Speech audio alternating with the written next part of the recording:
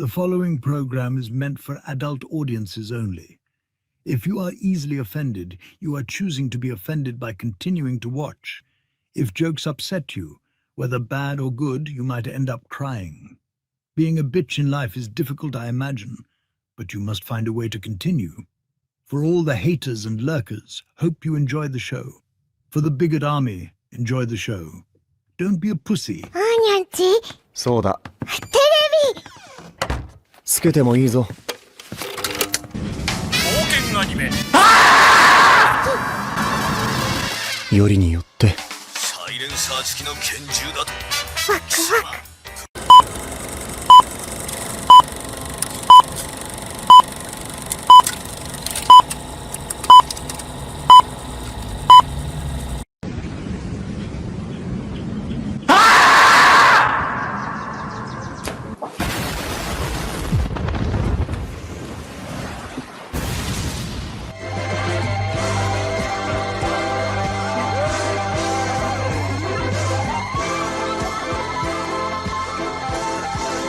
Here we go! Mucha lucha, mucha lucha. It's the way of life.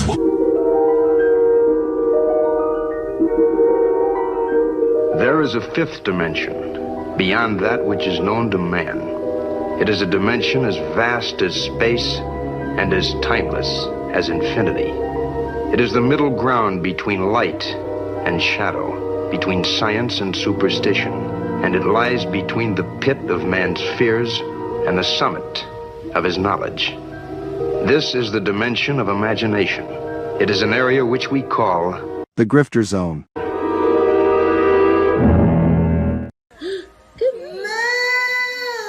Oh, you found your moo. My crew is big and it keeps getting bigger. That's because Jesus Christ is. Man, I want to get drunk in a hotel room with you. That might be taken Crazy. out of context. Gay, gay, gay. Oh. No.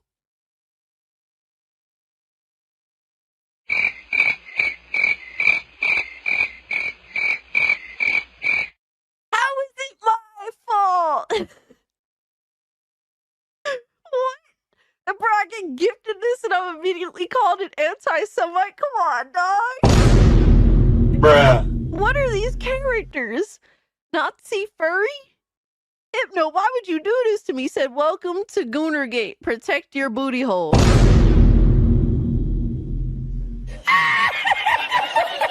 up, nerds? It's Alyssa Mercante, Kotaku senior editor, and nobody even wants you here.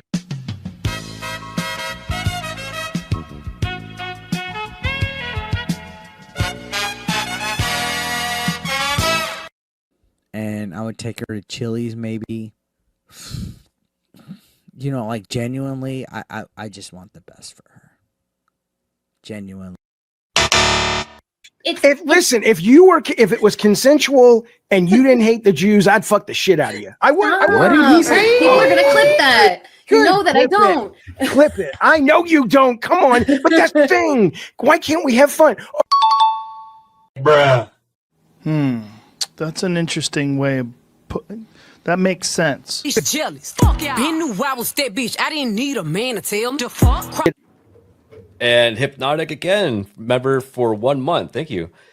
Enjoy First Berserker. What's that black stuff between an elephant's toes? Slow natives. Wait. Wild. Yeah. On the other end of the spectrum. Yes. Okay. I'd say that goes out of dad into dark, but sure, yeah. Mm-hmm. Definitely dark.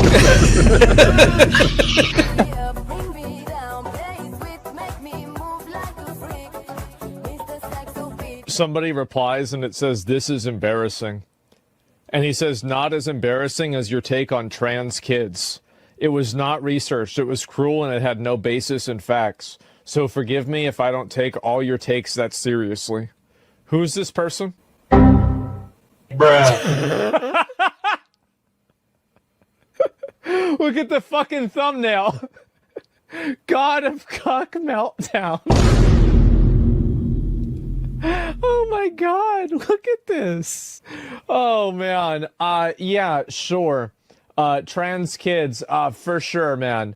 Right, but you're giving an opinion on an article with a headline that's inflammatory. So the fact that you're giving an opinion on what's on screen, Did I focus on the inflammatory nature of the headline? Well, can I assume that everything in this article you would agree with? You shouldn't assume. It makes an ass out of yourself and me. Okay, so that down his timeline, you're gonna see a lot of ass and titties. Okay, me on my Twitter timeline, you ain't gonna see none of that. As a matter of fact, like I can show you, I can scroll down my entire news feed on Twitter. Why would you ruin my point? I'm trying. God damn. Why would you ruin it? I didn't do that. I don't know who this chick is. Why would you do that? I can't even edit it out. Ladies and gentlemen, we got him. Someone you love been canceled? Have you been the target of online harassment because of something you said or refused to be compelled to say by the mob? Did you mistakenly think you could be an individual, form your own opinions, and keep all of your phones? Did your social credit score tanked because you had a conversation with, subscribe to, or follow someone who suffers from wrongthink? Have you been called a literal Nazi because you think taking care of one's physical health is important? Have you tried apologizing for your transgressions only to find out you actually poured gasoline on the they-them flames?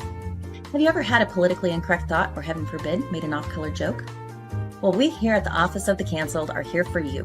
As a member of the club, we offer exclusive trading cards, flak jackets, lapel pins, access to bomb shelters, as well as audio tracks from based artists that are sure to pump you up for a day at the range and get some of that much-needed two-way therapy. Remember, folks, you're only canceled if you let yourself be canceled, and every one of those collectivist NPCs can go fuck themselves. Eating the dogs, they're eating the cats. Eat the cat, eat the cat. I'll wait some time because the longer we wait, like the more realistic it'll be, you know, when he comes back to life. The touch of the black man in a woke story. The God hand shining down, shining upon thee. White man as you lay down. Cis white man and couple in background. Understand the power of a black man is a God hand. Pro-black Twitter! I breathe life into you. One touch is not enough from greatness. One touch from the black man. Watch me do it again. Kneel and be amazed at the touch of the black man. I bring life. I bring life. Pro-black Twitter hoes! That's right! That's right! Robocock, don't clip that, no! Bruh. Oh God, that's getting clipped. Hey yo, what the fuck? Oh shit. I was doing so good tonight too. I'm tired of you! Drop it, retard. Robocock.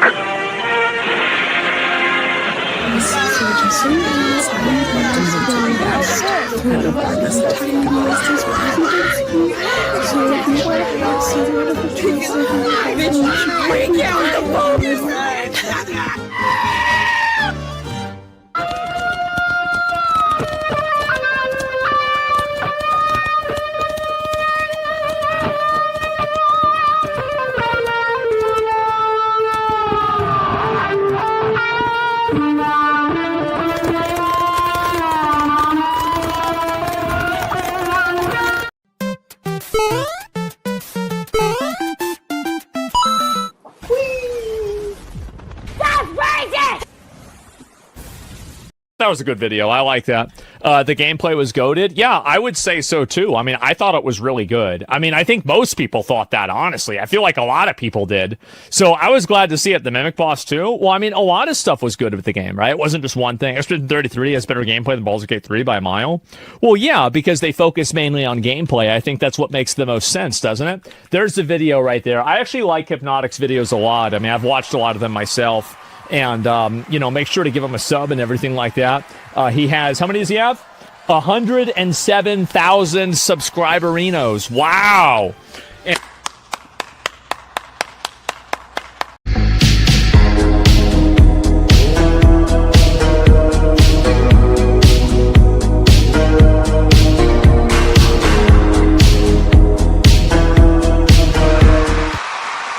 all right.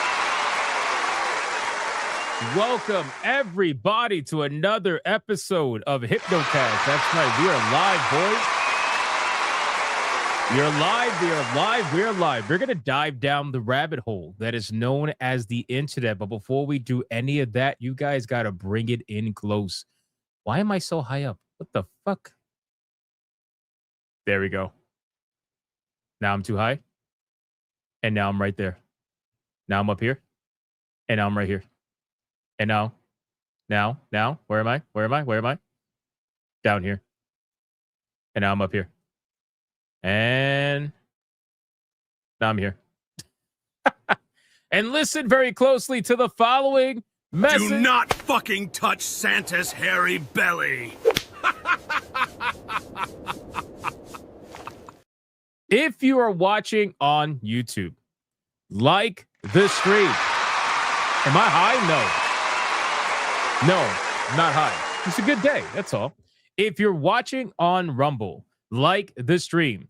If you're watching on Twitter, like the post. And if you're watching anywhere else right now, you too are a clanker fucker. Like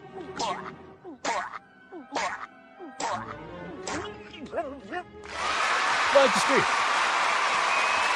Like the fucking stream. I'm not high. Stop saying I'm high. I don't smoke.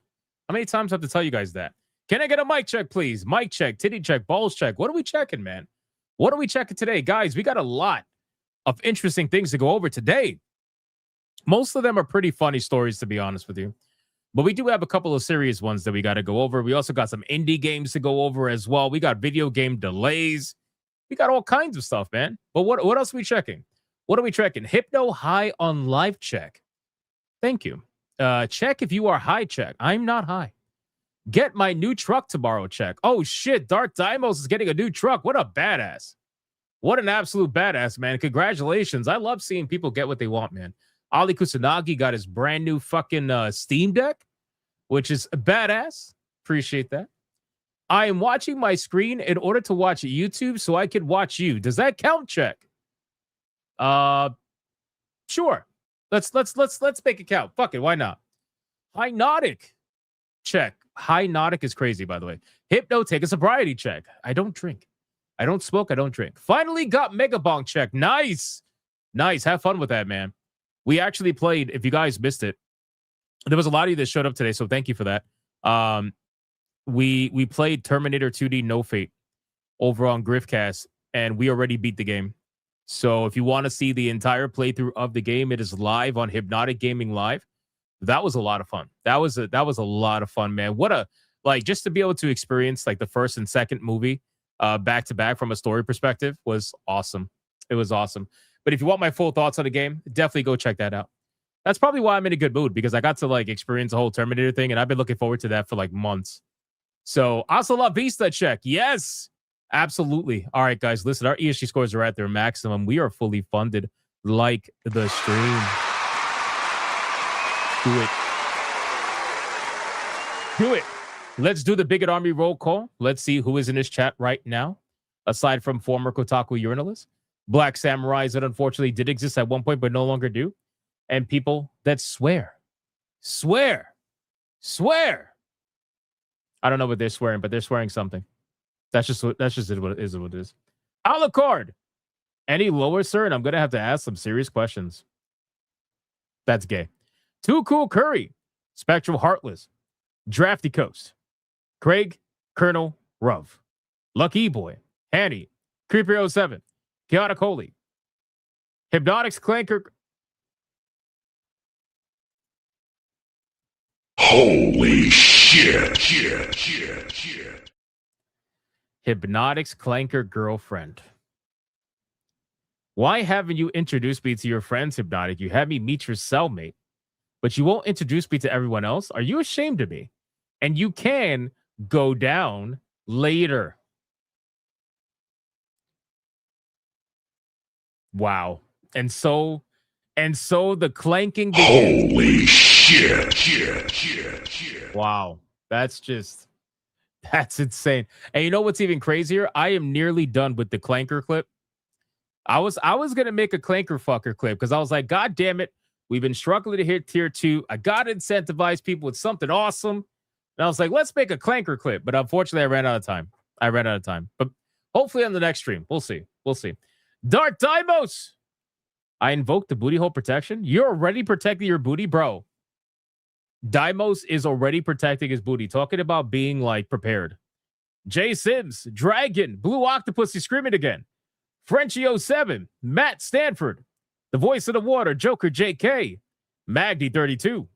We got the Madman Mars, got Dragon, Sleeping Nova, Felsteph, Ali Kusanagi with his new Steam Deck. Congratulations, brother.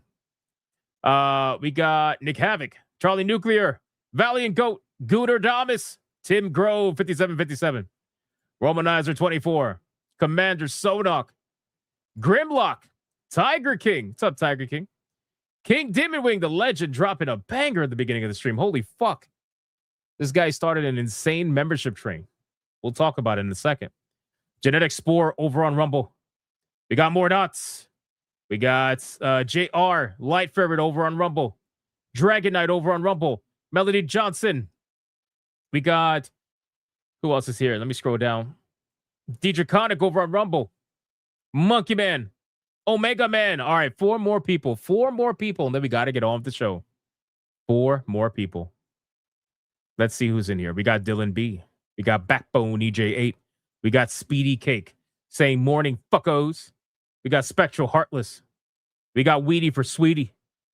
We got, let me scroll down. Who else is here? Gray the Merchant. We got Ghost 101. We got Hothead 4240. Adam Juman on Rumble. Oliver Adam. Wedge Seraph. Who else is in here? Hollowified Matt. Time Bound Howler. Let me see. Let me scroll down. Let me see who's here. Obi Dean. What's up, dude? And last but not least, we got Mr. Bebe. That's what we're going to call him, Mr. Bebe. We also got Raptor Kratos, Aloof, Liberty, Genetic Spore on Rumble. And, of course, we got none other than the one and the only Old Man Cad. All right, boys, listen, I called out as many people as I possibly could. Let's sacrifice your fellow Bigot Army member, and let's see who is going to get the money shot right before Christmas Eve, boys. Right before Christmas Eve. Who's going to get the money shot? Genetic Spore says, what happened to the goose? It's been confirmed that the body has been found by the immigrant beaver. We are currently investigating his murder. We apparently questioned Michael Jackson, but he's innocent. And now we are questioning, who were we questioning? Who was the last one who got questioned? I forgot who was the last one that got questioned. But we're questioning suspects right now. That's the lore that we're at right now. The voice of the water says, no Kotaku, no PC Gamer, the person down by 5. Goons, the hentai adaptations of the Shadow over Innsmouth, and the idea of deep ones breeding humans. So they're going to get extra fish scented money shot. What the fuck was that? 1, 2, 3, 4, 5.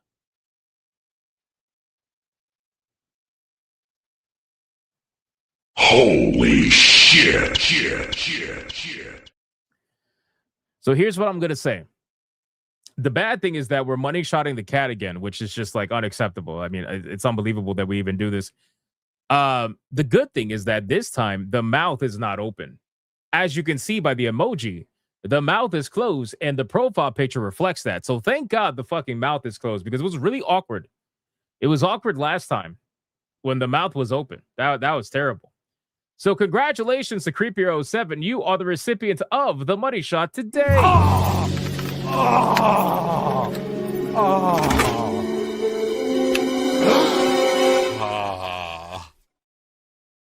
What the? It never doesn't get weird.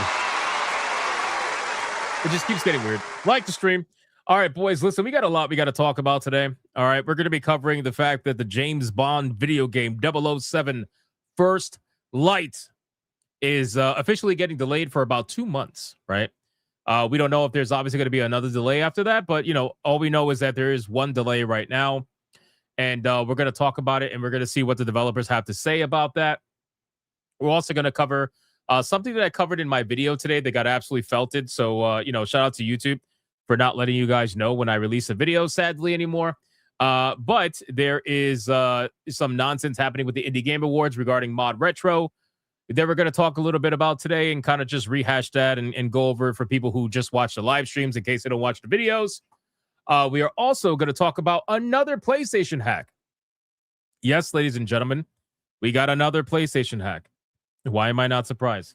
It doesn't seem to be too big of a PlayStation hack, but it did apparently reveal a major security problem with PlayStation Network. Shocker. For the people who are like, why don't you just want to link your Steam account to play? Fuck you. God damn it. All right. We also got a bunch of fast topics. We got some Expedition 33 news that we have to talk about.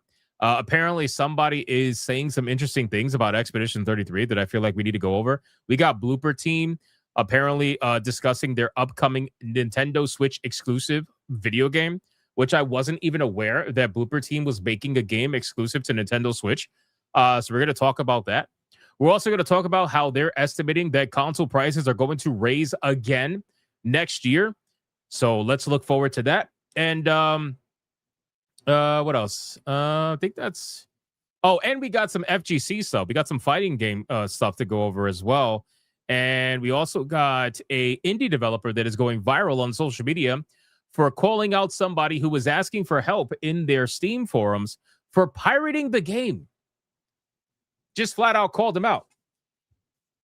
He's basically like, next time you ask for help, how about you actually buy the game? And then, boom, close this thread. So anyway, we're going to talk about it.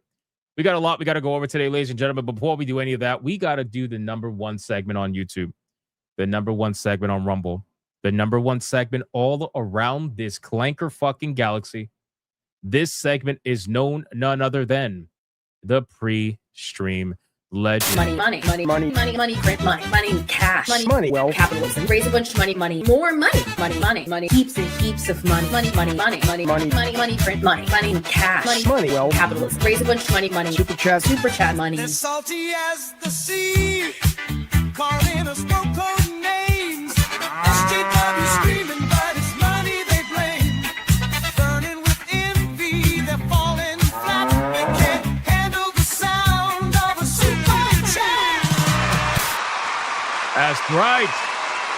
We got ourselves the pre-stream legends, ladies and gentlemen, where if we get lucky today, the day right before Christmas, we will maybe hit 525 tier 1s in a row and 214 tier 2s in a row.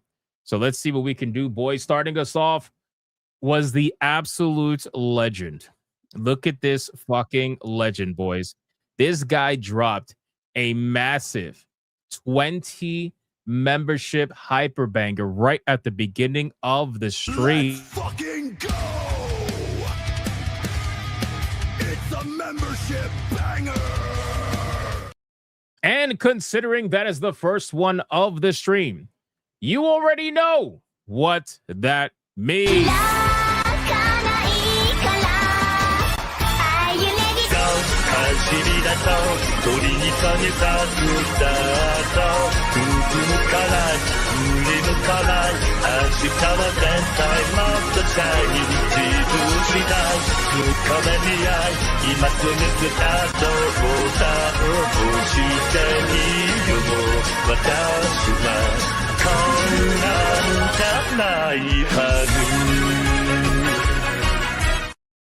Shout out to the fucking legend known as King Demon Wing. Thank you so much, my man, for the 20 membership hyperbanger. What clip you want, man? Let me play your clip. Listen, that's a red boy. That's a red boy. It doesn't count for the red boy goal in the chat, but you know what? It's a fucking red boy, man. It's Christmas, man. What clip you want? What clip you want? Let me know, King Dimmy Wing. We got Mr. Melancholy with a $2 super sticker. Thank you, Mr. Melancholy. I appreciate that, brother. Thank you so much. And then we got Marius. Marius with a 10. So NVIDIA GeForce Cloud Gaming wants to limit subscribers on how much you can game per month. 100-hour monthly limit. That's the dumbest thing I've ever heard. Oh, and Merry Christmas to all. So what that is basically trying to become China, essentially. No, but this is actually something that we covered a while ago. I don't know if you guys might remember. We talked about that. We talked about that when we were discussing that subscription model they were trying to do and how ridiculous it was. But apparently, I guess they're doubling down on it. So there you go. Thank you, Marius, for the 10. I appreciate that. King Dimmy Wing wants his gingers. Consider it done. It's a red boy hyper banger, bitches. Let's bring the ladies in.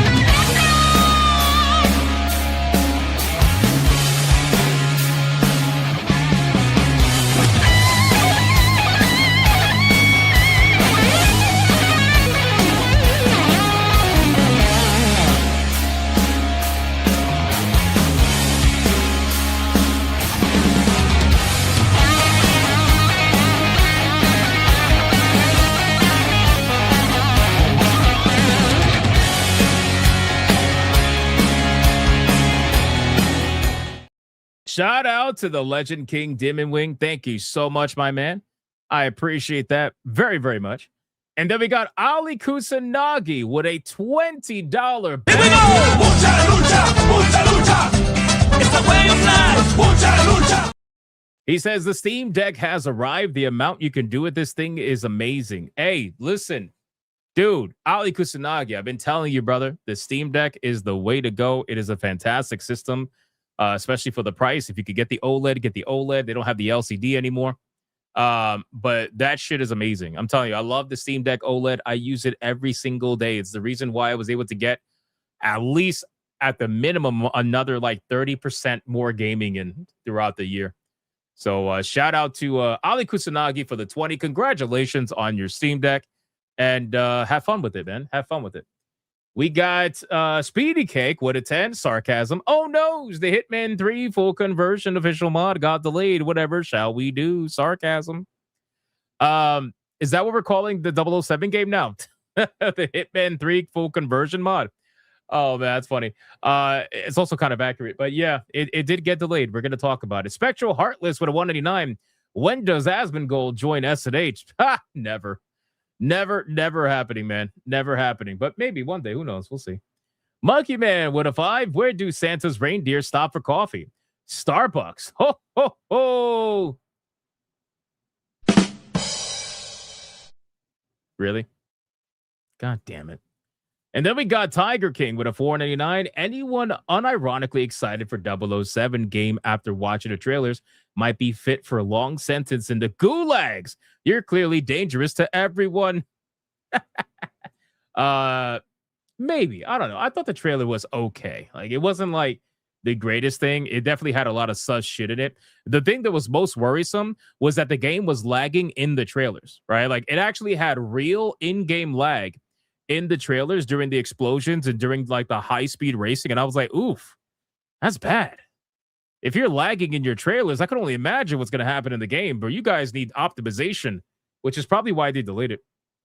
We got Lord Kauzu put a 499. Hey, Hypnotic, good evening. Twitter's on fire with my tweet about Expedition 33. Oh, no. What'd you do? What'd you do? What did you do? Oh, no. Shout out to Lord Kauzu. I appreciate that, man. Twitter engagement is always a good thing if you're trying to get monetized on Twitter. It's pretty hilarious. I could actually remonetize on Twitter officially. I've had the ability to remonetize for like, I don't know, 5 months now. Because they had demonetized me the moment I got monetized because I made fun of a trans person. And apparently they didn't like that. So I was demonetized forever. But now that I'm able to remonetize, you know what? I told myself, I don't give a fuck. I don't care. I literally chose not to remonetize, even though I can. So shout out to Lord Cows. I appreciate that, brother. And yeah, man, keep kicking ass. Let's go over to Rumble. Rumble. We got anything? Let's see. Let's check Rumble. We got Democulus with it too. Says, what does the following mean for current, especially older games? Microsoft plans to change Windows code from C, C++ to Rust by 2030. I don't know anything about that, brother. I'm going to have to look into that. But if I read into it, I'll definitely let you know, man. Holy shit.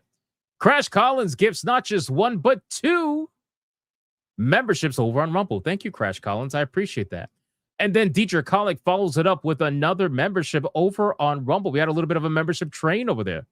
Thank you, Dietrich Kollick. I appreciate that. And Crash Collins, you guys are legends, man. Thank you so much. Then we got Adair Soto with a 5. I bought the Steam Deck. My brother's, I bought 3 Steam Decks. My brother's 3 children for Christmas as a good uncle that I am. Bro, 3 Steam Decks? Adair Soto, holy shit, man. That is a major W in my opinion. Shout out to Adair Soto. 3 Steam Decks for his family. That is badass, bro. Holy shit. Good for you, dude. Good for you. Were they all OLEDs or were they LCDs before they sold out? Like which ones did you get? Regardless, that's awesome, man. Major fucking W. Fantastic job, Adair Soto. All right. Let's see what we got. I think we're fully caught up. Yep, we are fully caught up. Thank you guys again for all of the pre-stream legends. We are going to get into the content now, ladies and gentlemen. But before we do any of that, we need to look at some funny videos. You guys want to look at some funny videos? Let's look at some funny videos today. Fuck it. Why not? All right, let's do this. So first things first. Mike Howlow posted this on Twitter. And I was like, what am I looking at? What am I looking at, sincerely? And just looking at this picture, you can kind of already know what's about to go down. Like, what is about to go down here, bro? Sincerely. Adair Soto said the most expensive one. You brought 3 of the most expensive Steam Decks, bro. I need to get on your level. Holy shit, I need to get on your level. Shout out to you, my man. You're a good uncle. That's awesome. That's awesome. So yeah, I saw this and I was like, dude, this is insanity. This is insanity. I hope you guys are ready for this. You guys ready for this? Get your cringe suits on. It's actually kind of hilarious. That's right.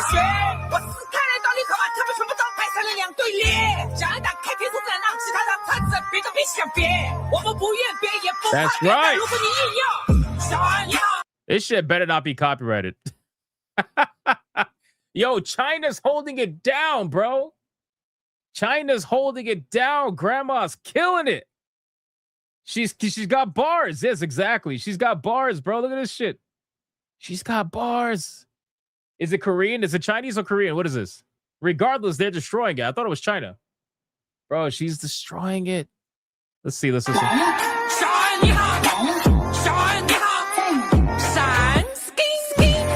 Yo, she says skiing. Wait, go back. Go back to that. Hold on. Wait. I didn't watch this far. It is Chinese, right? That's what I figured. I thought it was Mandarin. But you know, I'm not fucking Chinese, so what do I know? She said skiing. Wait.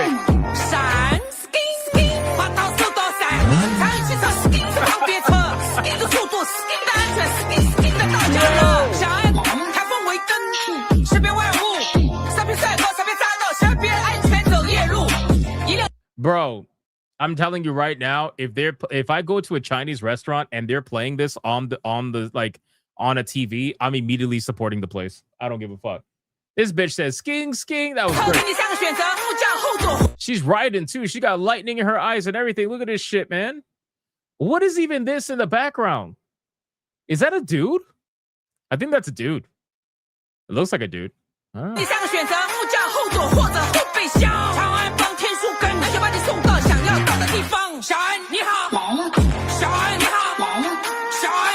Let's go.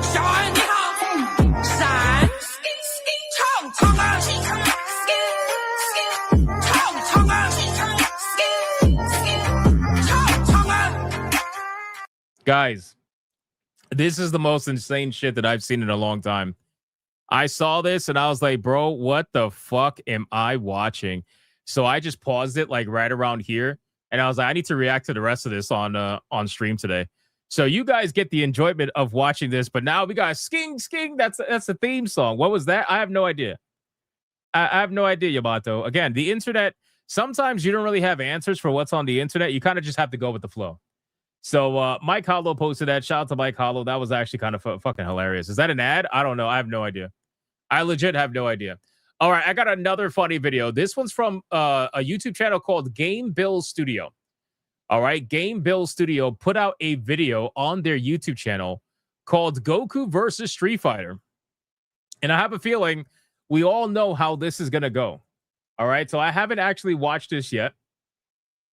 But just looking at the art, I think we might have something pretty funny here.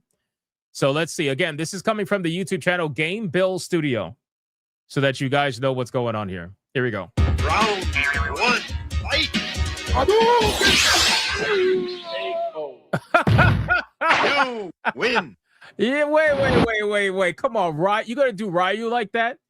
I can understand if you do some of the other side characters like that, but you gotta just straight up one-shot Ryu like that, bro. That is disrespectful. That is absolutely disrespectful, bro. Come on, what are we doing here? You win. Oh, he's going to Japan? Oh, no. He Round one, fight!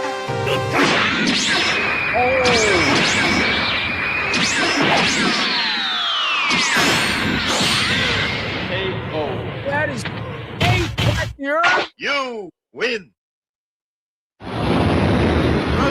Bro, why is Goku so fucking disrespectful? Bro, why is he so disrespectful? Round one, fight! Oh no! Oh Blanca! Oh no! I'm gonna imagine that this is Smash JT playing Blanca, so that it's just a little bit better. When Goku eventually fucks up Blanca, I can just imagine he's fucking up Smash JT's Blanca, which is so gay, so spammy and gay. He still loses anyway, but it's like that's what I'm gonna think. R.I.P. to Blanca. Here we go. Oh my god, that is disrespect. Wait. Kicked him in the face. Hold on. And threw him in the water. You win. USA. What? Round one. Oh, not that.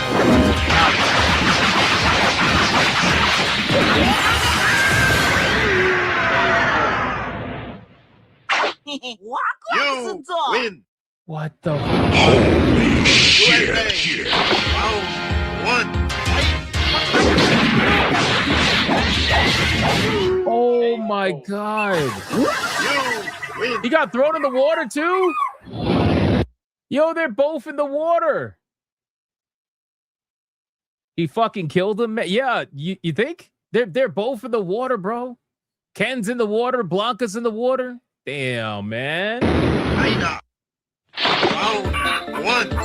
Oh, no, this is going to be abuse, bro. Come on, don't do this to Chun-Li, bro. Please do not disrespect. Do not disrespect Chun-Li. What? How much do you think she's going to... I've never seen this. I've never seen this till right now. Oh, no.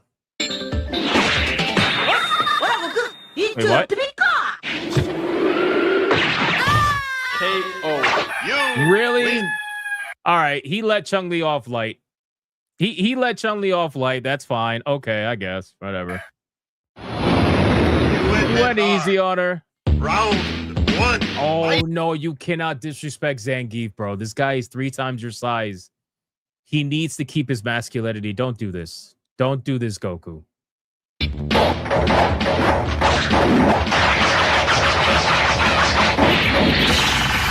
Oh my god.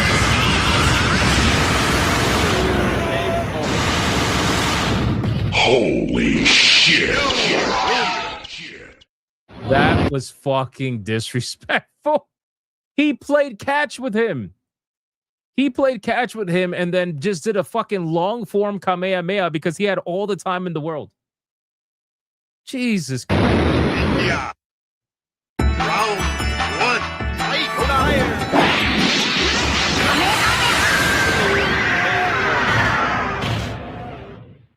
You win. Bro. Back to USA. Round one. Fight. All wrong. You gonna get Kyle? Oh, no, bro.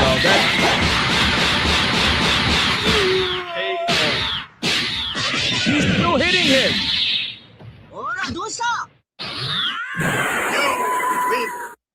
There was no, bro, there's obviously no reason to go Kaioken against these fighters. Why are you being so disrespectful? Holy shit, my guy. Oh, you got full permission to fuck up Vega, okay? Fuck up the Vega is so annoyingly gay. Like, or just fuck him up. You got all the permission in the world. I can't stand Vega players. Just kill him. Just kill him immediately. Yes. Go ahead. Yep. Just do all of it. Yep. Beautiful. Thank you. That's great. You win. That's great. You love to see it. Round one. Fight. Tiger. Not good job, bro. Oh my god. Why are you going Kaioken again? What? You napped him? You win. You napped Sagat? Bro. Highland.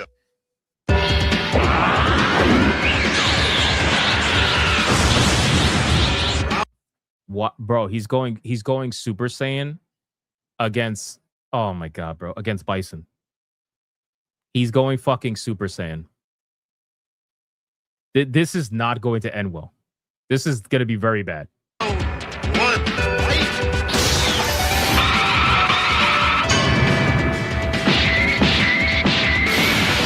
Oh my god. And he did the Ryu uppercut. Oh shit. Nice. Yo, he got back up. Wait, what? What? Oh shit. What? Round one. What the fuck?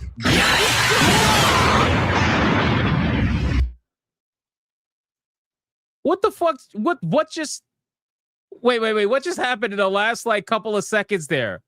We had a celebration. Hold on. And Bison gets back up. Akuma shows up. And then Akuma gets fucking landed on by Vegeta. Round one. Fight. Nah, that was a crazy ending. That was cool. That was worth it. That was definitely worth it. That was a cool video. Like I said, shout out to these guys. This is from Game Bill Studio over on YouTube, so consider checking them out. I've never seen this before, so I thought that was pretty fucking cool. That was pretty cool. You kind of want this game? I kind of want it too. But not if Goku's going to be one-shotting everything. It's pretty hilarious. Shout out to Mr. Rouge. He says, for my brothers who now own an OLED deck, contact me if you want to boost your deck's GPU, CPU, GPU, and memory optimization with lossless scaling, and FSR4 for all games turns DLSS to XESS or FSR4. Shout out to Mr. Rouge, man. Welcome to the stream, my guy. I appreciate that. Yeah, that was a W video. That was absolutely a W video. I'm glad I chose to watch that. By the way, guys, it's official. While that was playing, I managed to sneakily edit the Clanker Fucker video. That's right. So we now officially have Clanker Fuckers as part of the Red Boy Hyperbanger rotation. So shout out to you guys. That managed to save me some time to be able to do. I told you I was close to finishing it. All right, let's get into the indie showcase, ladies and gentlemen. We got some games that we got to go over. So let's check them out, and then we're going to get into the topics. Let's go.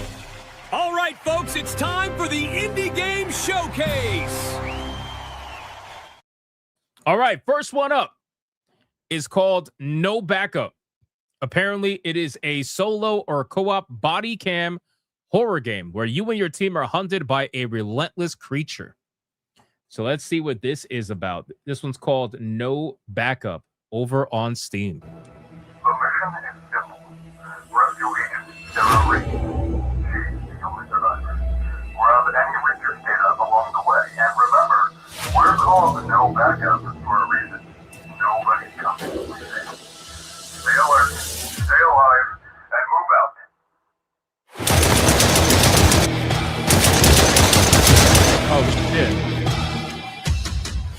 hold on. Go back. That looked like something out of Stranger Things. What the fuck? Oh, man. Look at that thing. That thing is fucking tall. What is that? Like 7 foot, 8 foot tall?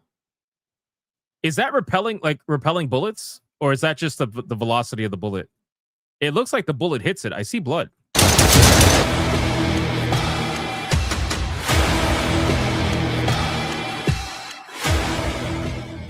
Why they walk like that? Lights are out. Stay quiet, move slow, and keep your noise down. Oh, shit. Oh! Oh, you gonna end it like that? That's crazy. That's crazy. Wait a second. This fucking thing just dropped right in front of him. Bro, and the lights just went out. Oh, you're so fucked. Yeah, no, you're fucked. So a lot of panic shooting. Well, I mean, that's pretty typical for a game like this, I gotta imagine. So this game is called No Backup. Consider checking it out. Old Man Cad dropped it in the chat. Xroll says, what's the name of this game? No Backup.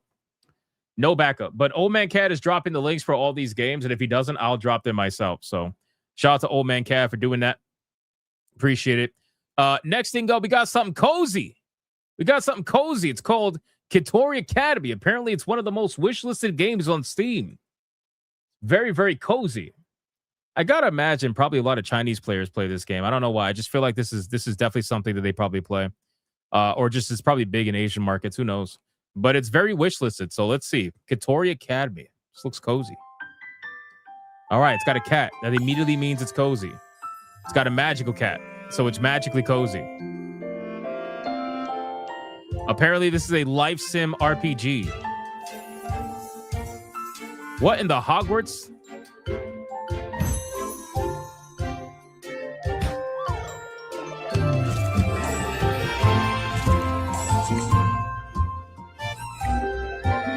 So when is Nintendo coming with the lawsuit? This guy is squeezing a creature to soak up the dirt. This is a whole new way to water something. Look at this shit. He's literally squeezing this thing. Hey, yo. Look at the size of that tongue, bro. That's crazy.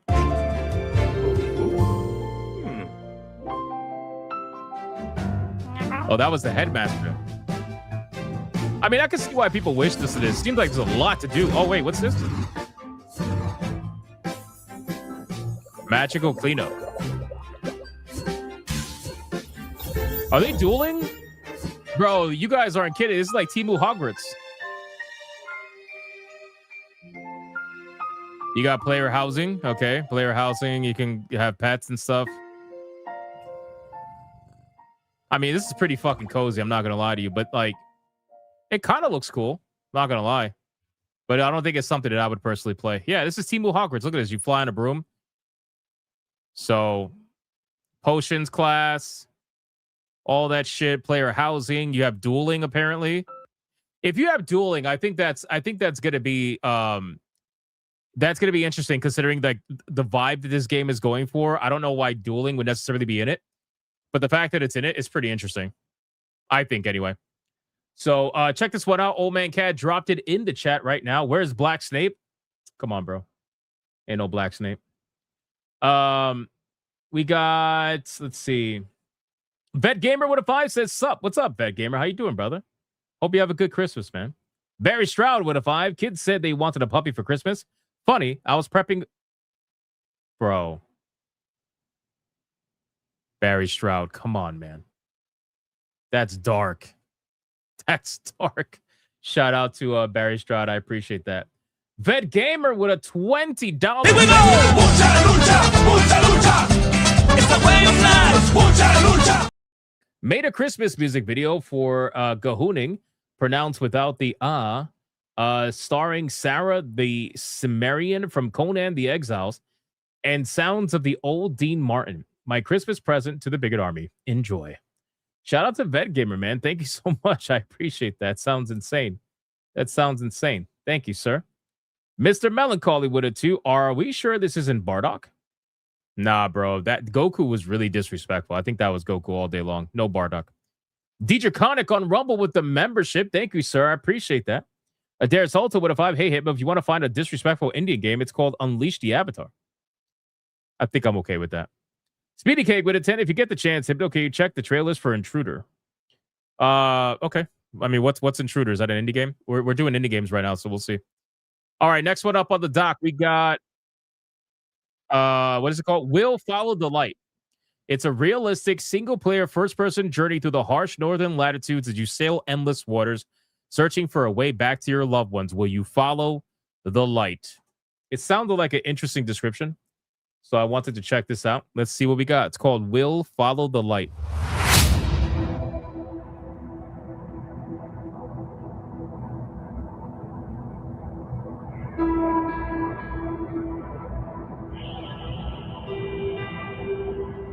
What the fuck?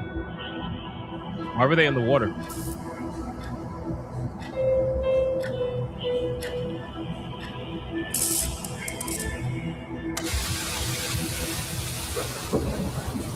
Nice.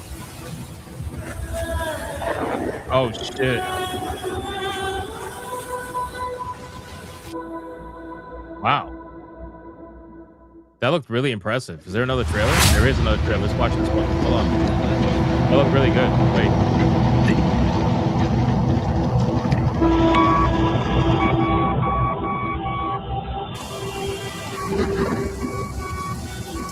Visually, this thing is really impressive.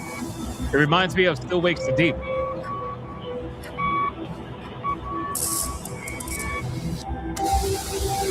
Oh, it definitely reminds me of Still Wakes the Deep.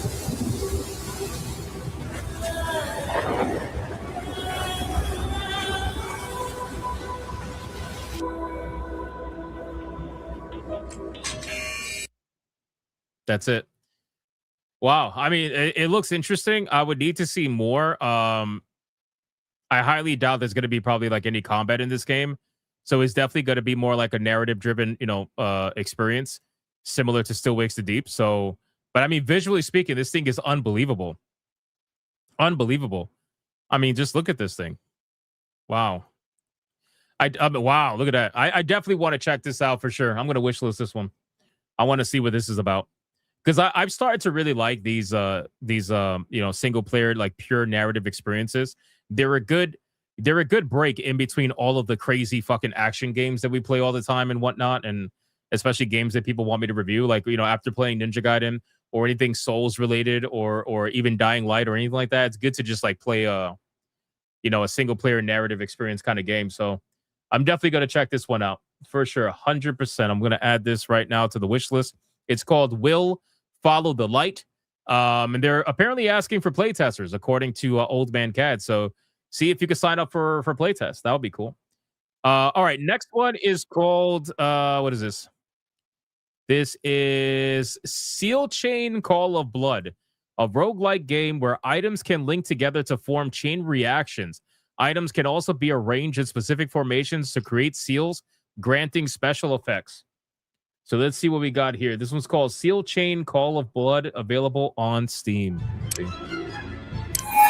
Got Waifu Battle, apparently. Looks like they're going with the chibi design.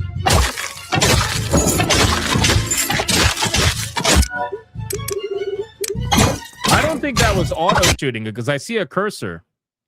So I don't think this is an auto shooter. I think this is something you actually have to kill them. Like, you have to do everything yourself.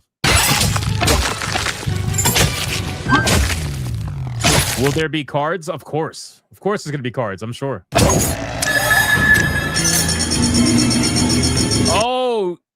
Oh, we're not doing cards. We're doing the wheels. Oh, never mind. Nope. Holy shit. I spoke too soon.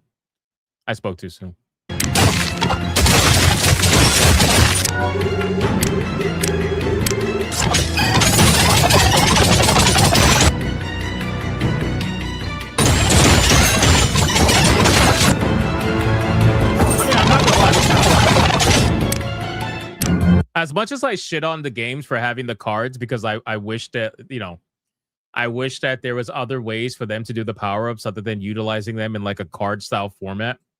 I actually really enjoy these games. Like I just started playing, I don't know if you guys saw, I just started playing Night Swarm because I know you guys gifted Night Swarm to me. Thank you for that. Just started playing that, and that game is actually a lot of fun. I'm having a good time playing that game, but it's definitely one of those survivor style games that you're gonna be playing forever. Wow, that's a lot of damage. Oh my god! It says their DPS is 12.9 million, bro. Oh my god, bro. This is very typical of Japanese games where the numbers get so fucking insane. Look at this. You're doing 12.9 million DPS. Damage per second, 12.9 million.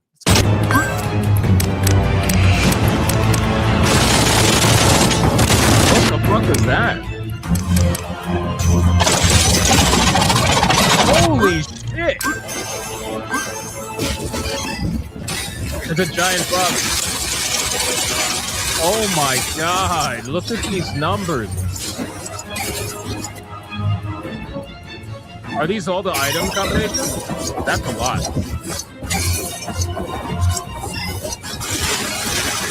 Oh my god, dude. What the fucking 3.4 billion? Bro, what is this?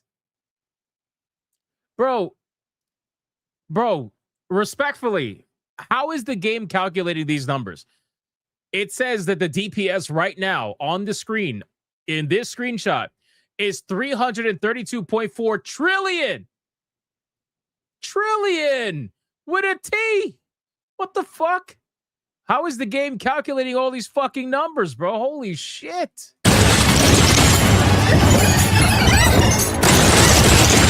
Oh my god. Nah, bro, this is insane. This is legitimately insane. I actually am probably going to play this. I'm not even going to lie to you. I don't know if it's available yet. Let me see. According to this, not available yet. Release date is February 20th, 2026. The game is called Seal Chain Call of Blood. What's up, Kata? Seal Chain Call of Blood. So Old Man Cat is going to link it in the chat. Definitely wishlist that. Check that out. I'm going to 100% check that out. They're asking for playtesters also on this one. So if you want to consider playtesting that, you're more than welcome to, but that looks like a lot of fun. That's just big numbers that have big numbers. Yeah, that's the thing, man. Like Chinese video games, Japanese video games, stuff like that. They like that shit. They like when the numbers get bigger and bigger, bigger, bigger. You know, that's just how it goes. If you played especially if you played like any of their free-to-play MMORPGs, you'll notice like the numbers just get fucking ridiculous, you know? So anyway, Seal Chain Call of Blood. Consider wishlisting that. The next one is called Bloodstain, the Scarlet Engagement.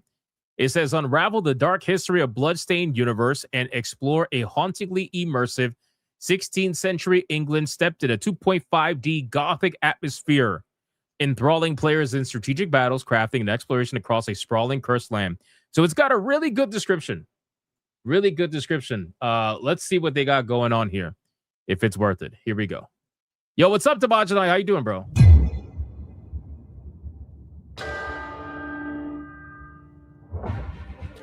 The castle has been sighted again. The Church's orders are absolute. These human sacrifices must be stopped.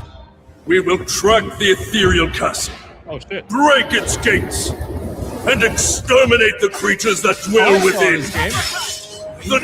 We reacted to this game during the showcase. Oh, I don't give a fuck. I'll see it again. Demon Lord himself will fall by our hand. I remember this. This mission will test the limits of your courage.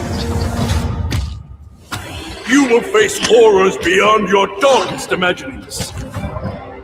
Beasts that defy reason. Creatures born of pure darkness. Oh, shit.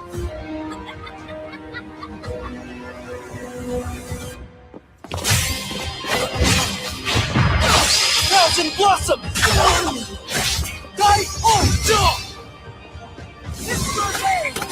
On the block!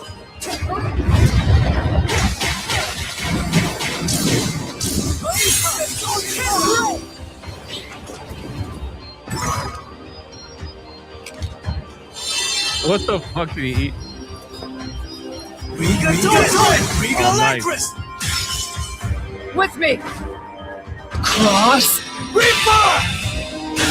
Tonight, we start our mission!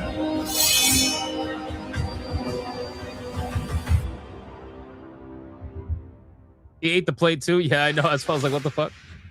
Bloodstained: The Scarlet Engagement coming 2026. I don't know if it says specifically when in 2026. It does not. No, it does not. So yeah, unfortunately, but 2026 is going to come out next year, and yeah, it looks pretty good. It looks pretty good to me. What's this? It's Grandma.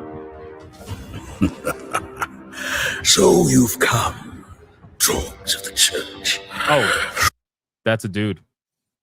I don't know why I thought it was Grandma. Right into the palm of my hand. I legit thought that was a woman. Whoops. Anyway, it's not my fault. All right. So yeah, check that one out. Old Man Cat. I'm gonna add this to my wish list. For some reason I didn't add it to my wish list before. I know we reacted to it before, so that's my bad. But it's on the wish list now. I definitely added that. All right, next one. And the last one is called Spark in the Dark. The hardcore dark fantasy dungeon crawler where you will go to the endless depths of a mysterious grim dungeon. That sounds really interesting. Let's see how this one is. Here we go. Let's play this. Spark in the Dark.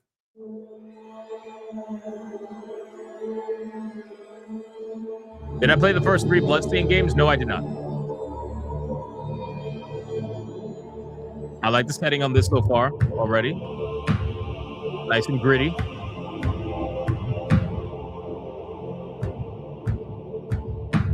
Nice. Are we just going to circle each other, or like, what are we doing? Okay.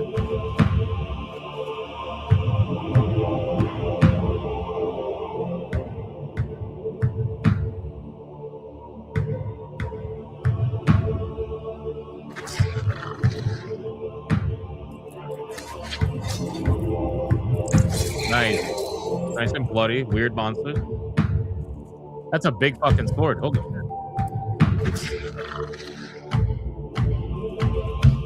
The combat in the trailer is a little bit laggy, so they have to. But I like the. Oh shit. Oh shit. Wait, what? Why'd you suicide like that? Why the fuck did you? What? Looks very Diablo 1 in style. Yeah, that's why I like it. I like how dark this looks. Did they have another trailer?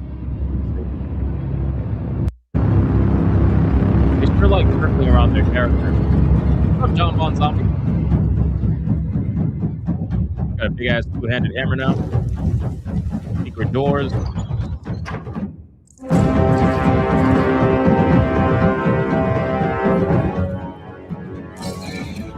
You said crack? Okay. Oh, you're fucked.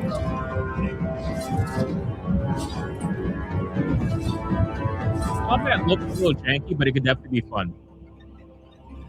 If they just smooth it out a little bit, they have to figure out how to smooth out the combat. But if they could do that, I think it will definitely be. I think it could definitely be something interesting because I do like this overall aesthetic. This very like Diablo 1, Diablo 2 style, darker, more grim aesthetic. I'm all for this. So smooth out the combat and, fix that little bit of optimization problems. And you definitely got something here. I mean, the detail's really nice too. The detail's really, really nice. Look, you can even see the fucking floor. This is really good stuff. They just got to flesh it out. When's this game coming out? Let me see. Hold on. So this game's coming out. It's got a release date, March 2026. So yeah, we'll see. We'll see what we got. Old Man Cat says, can we touch on Wilder Worlds? What the fuck is Wilder Worlds? What is that? I'm looking up Wilder Worlds on Steam. I don't see that. What is Wilder Worlds? What is that? Old Man Cat. What was the other? Hold on. What was the other one that you guys wanted me to look at? Intruder, trailer for Intruder. What is Intruder? Let's see. Intruder. The fuck is this? Intruder? It's on sale right now. Welcome, intruders, to the brand new Cliffside 2.0, which has some huge changes to it, as you can probably already tell, and will be available in the next patch of Intruder. He's in the hallway. Get him. Why does the developer sound like he's 13 years old? Who the fuck made this game?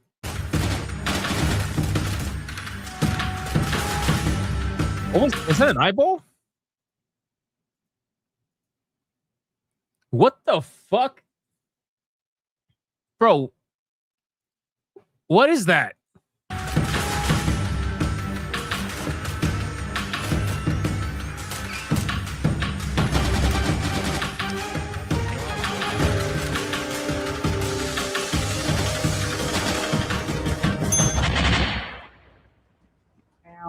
So, as you can see, Cliffside has received a massive visual update with improved lighting, textures, and models, and the map layout was changed a bit, but not so much that you'll have too much to relearn. Some notable ones to mention are the ventilation shafts, the Why is he all up upstairs, in his which now ass has like a that? kitchen, and the garage, which has a new security room that can be opened by hacking the terminal nearest to the intruder's spawn. Also in the garage, there's a handy little pallet jack you can interact with to unblock the door behind it and gain access to the vents, which will take you to one of two areas upstairs. And you might have noticed it earlier, but there's now fire extinguishers that you can shoot to obscure vision. Yeah, that's funny.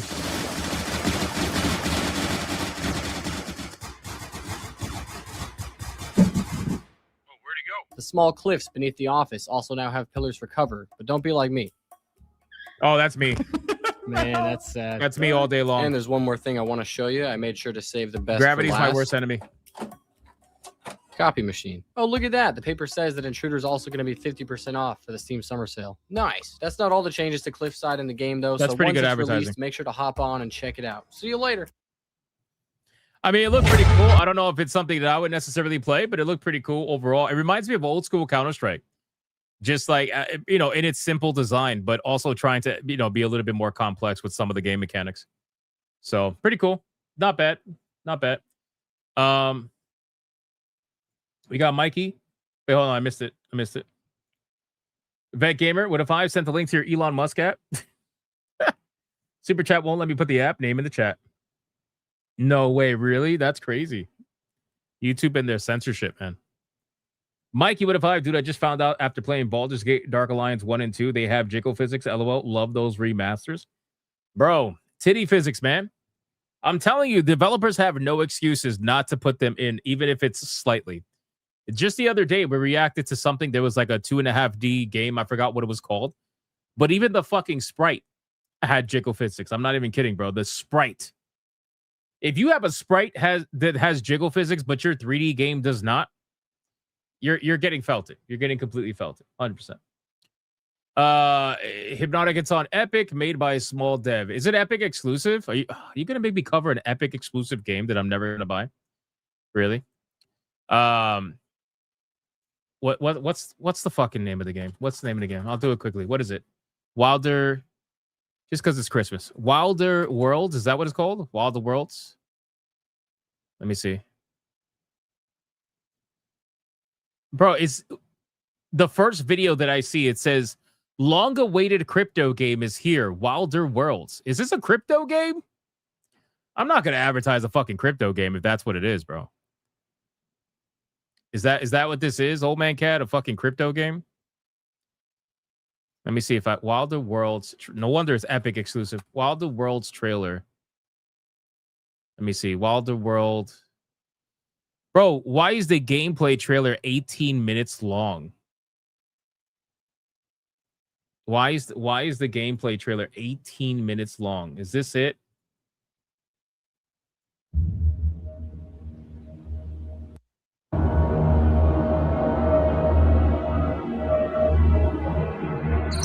There has been a breach at the Hydrolink facility in Nexus. Please get there immediately.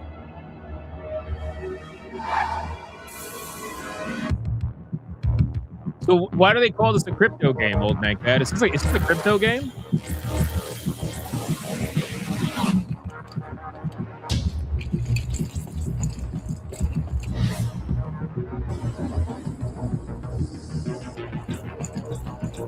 Or what is this shit?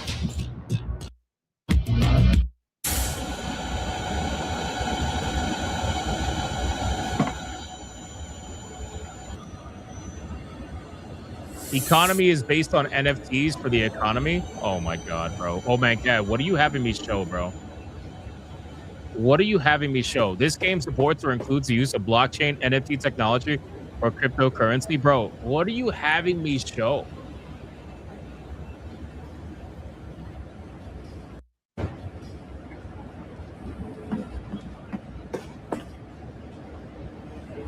God, this looks rough. What in the wannabe Doom armor? What the fuck? What is this? It looks like there is a breach near your apartment and forum agents have blocked off the street.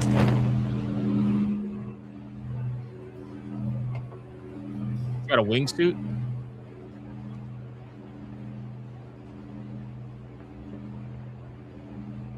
The fuck am I looking at, bro?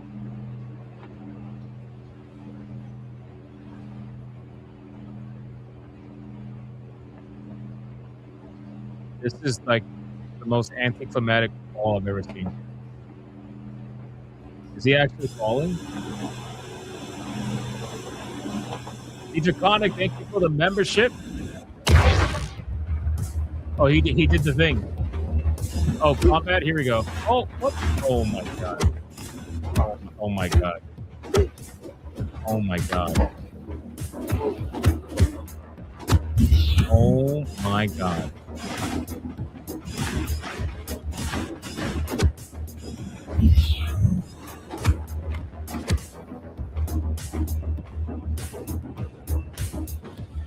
What the fuck am I watching?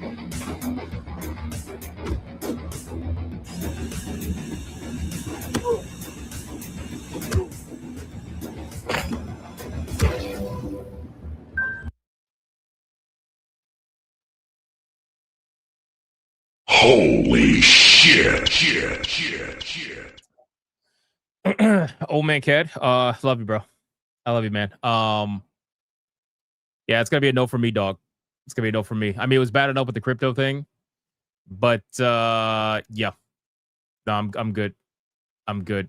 If you guys did enjoy that though, it is Epic exclusive, so go check it out on Epic Games if you enjoyed that trailer. Interesting. All right, let's get into yeah, it needs a lot of work. Let me X out all this stuff. Hold on. Okay.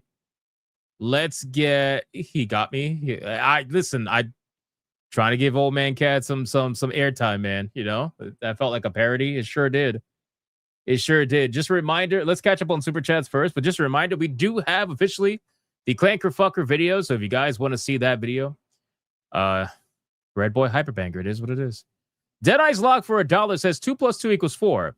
Too bad when you add Brandon Johnson, Jasmine Crockett, and JB Pritzker, you can't even get 2 IQ points. Makes sense, I would say. What else we got? Hypnotic and Rapture with $1. What's another word for coming into a woman? Loading the dishwasher.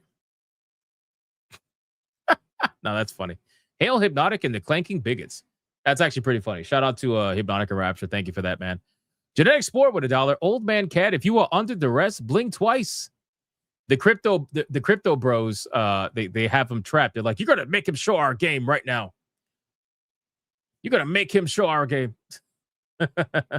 Old man Cat says, I'm gonna go sit ever here and be quiet. No, old man Cat, it's fine. We're just trolling you. Old Chimp Crinkle, bro. Look at this. With a 149 super sticker banana.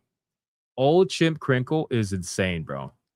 Shout out to you, my man. Thank you so much for that. I appreciate the banana. All right, let's get into the topics, ladies and gentlemen. So we're going to start off with Blooper Team.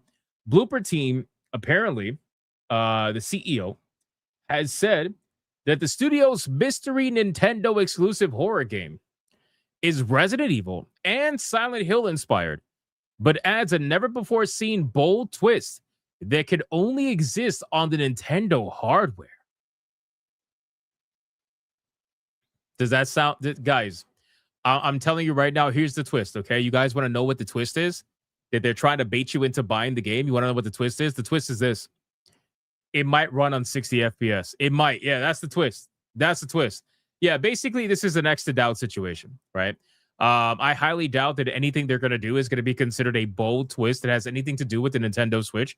It sounds like a massive bullshit reason to essentially try to sell their game on a system that otherwise is not going to sell much of their game. Right now, listen, they got paid. They obviously got paid to put this game out on Nintendo Switch only or whatever, and that's fine. But I think he is major lying here, whoever this is, major lying in order to try to market the game. And listen, there's nothing wrong with that. You can market the game. I'm sure it's going to work on some people. I'm sure it'll work on a couple of people. But whatever bold twist that you could possibly think of, I highly doubt that the Nintendo Switch hardware is going to be responsible for it, you know? Blooper team has yet to officially reveal Project M, its upcoming Nintendo platform exclusive horror game, but that hasn't stopped the studio's CEO, Pietro Babiano, from dropping the odd detail here and there. Quietly announced in July 2024. Again, I didn't even know this was happening. We haven't heard a whole lot about the game itself beyond the fact that it's extremely important to Blooper team's release slate, so I'm happy to finally be able to share an update from the studio itself. He says, "You have no idea how hard it is for me not to reveal what Project M truly is, but for now, it's still too early to talk about it.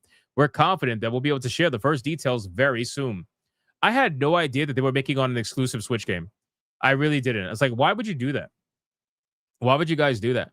What I can say is this: fans of Resident Evil, Silent Hill, Limbo, and Eternal Darkness. Okay, so the Eternal Darkness thing has me curious, okay? Will immediately feel at home. That said, Project M introduces a bold twist, one that no horror game has ever explored before. This is a vision that can only exist on Nintendo hardware. How is that possible? How is it possible that whatever hasn't been explored in a horror game before can only happen on the most non-horror system there is out there? How can that be possible, right? Unless it is an IP, it's a horror game that is based on an IP that is exclusive to Nintendo. That is the only thing that I can even remotely think of. Mario horror? Yeah, maybe. Maybe it's like a Metroid horror game or a Mario horror game. Dude, but the moment he mentioned Eternal Darkness, that piqued my interest because you guys know I have praised many times in many streams, many times, Eternal Darkness. If you've never played Eternal Darkness, you need to play that game. That game was unbelievably good, right? Are horses involved? God, I hope not. I hope not. That's the only way I can see that being possible. Otherwise, there is no reason to be making such a bold claim, bullshit bold claim, right? So chances are this is going to be a surprise for people where it's going to be tied to some sort of like first party IP for Nintendo. Although I can't imagine Nintendo wanting to destroy the image of like Mario, for example, with making a horror game for Mario. I think if they're going to do a horror game, it probably would be Metroid. They would probably try to do something in the Metroid universe. And even then, it's like, maybe, you know, I can't think of anything else unless they're going to remake, you know, something else in the past that I can't think off the top of my head. Then maybe. But yeah, Eternal Darkness was awesome for sure. So we'll see what happens. He says he's going to reveal details soon. So we'll find out as time goes on. All right, let's talk about consoles. So for all the people out there who are console fanboys and they were like, oh, you know, your PCs are going to be so expensive, but us consoles, we're safe. We're safe. Well, apparently not, right? So hardware prices apparently are not going to fall, according to industry analysts, and they're extremely concerned about the console prices going up, including the Nintendo Switch 2 costing more in 2026. So I'm telling you right now, after what I saw the console manufacturers do this year and what I saw them get away with this year, I would not be surprised if every year they start increasing the price of their consoles like they were doing with their subscription services. I would not be surprised. They'll release a console at probably, you know, net gain or like a loss or whatever. And then every year they start raising the price more and more and more until eventually they're making so much money from the console sales. But considering that they all raised the price of all their consoles, even Nintendo did.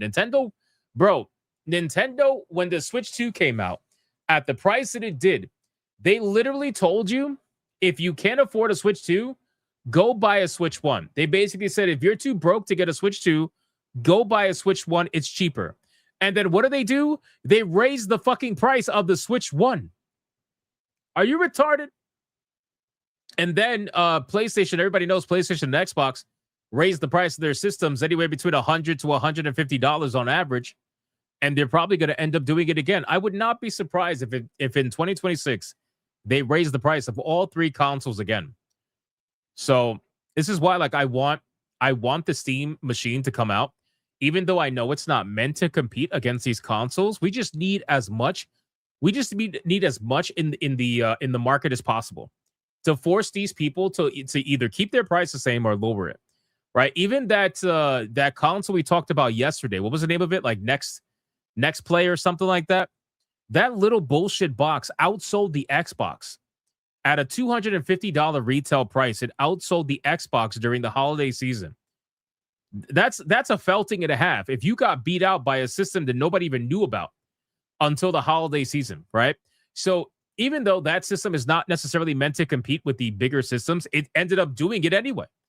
So I think it would be a good thing. The more we have of that, the better, because what they're trying to do is fucking stupid, man. And I really believe that this is why so many people are going to PC gaming.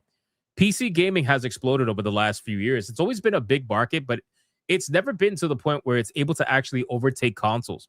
And right now, PC gaming is basically neck and neck with consoles. It's at a 50-50 between the two. Consoles perform better in some areas, and PC gamers perform better in other areas. But for the most part, it's a 50-50. It's a 50-50 split at this point.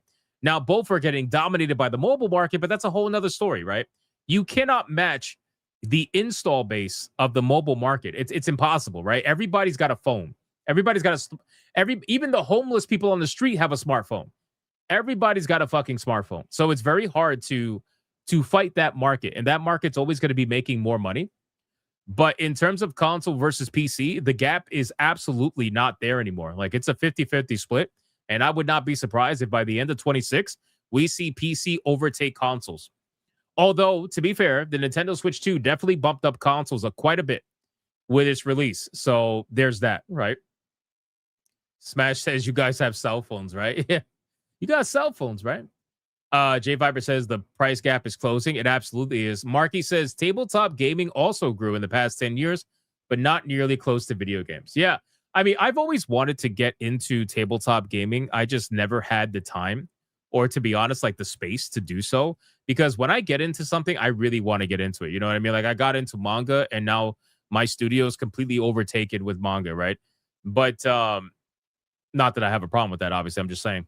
But yeah, tabletop gaming is something I always wanted to get into. But yeah, this is interesting. This is very interesting. So we'll see what ends up happening next year. But I would not be surprised if it ends up becoming more expensive to be a console gamer, more and more and more.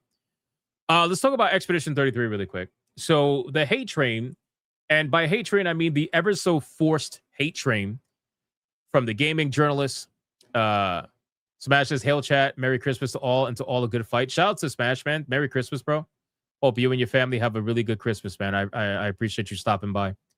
Marky says, and I was going to send you Yomi 2 game on Steam, card game based fighting game. Just add me on Steam then, if that's the case. Let's talk about this.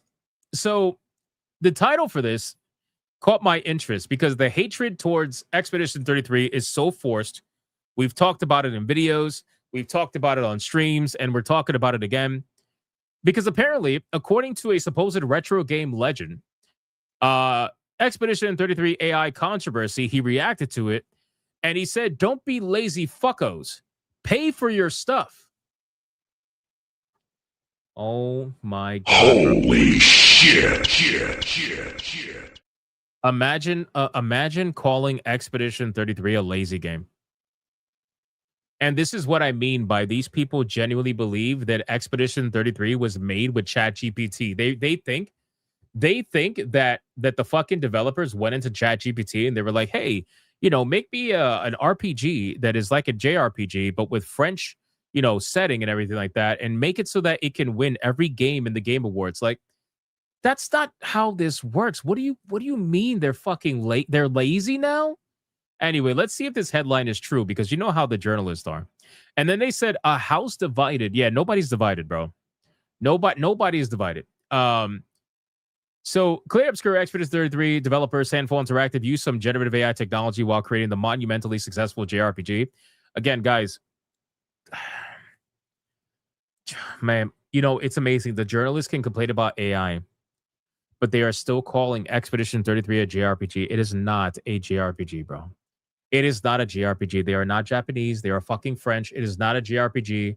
It is still considered a Western RPG. Stop calling Expedition 33 a JRPG. It is JRPG inspired, obviously, but it's not a fucking JRPG, you stupid fucks. Anyway. And the gaming industry has some thoughts. Okay, well, I wish the gaming industry could get right what's a JRPG. And then most notably, the Indie Games Awards rescinded Expedition 33's Game of the Year win after discovering, as Sanfo explained to Spanish magazine El País, generative AI was used to create a few temporary textures, which were then removed within 5 days of the game's launch. Still, for some developers, there's no generative AI transgression too small. Yeah, for some developers, meaning some of the most retarded ones out there. Yeah, sure. Jay Barber says it is absolutely a JRPG. How is it a JRPG? How is it a JRPG? How is Expedition 33 a JRPG? How? How is it like? Do you guys know what the J is in JRPG? JRPGs are a genre. I know people hate this, bro. So with that logic, then Devil May Cry from Netflix is an anime. Is that an anime? Is Devil May Cry from Netflix an anime? I guess so, right? It's a genre now. All right. If you guys want to call it JRPG, that's fine. That's fine. You can call it a JRPG. Go for it. That's perfectly fine.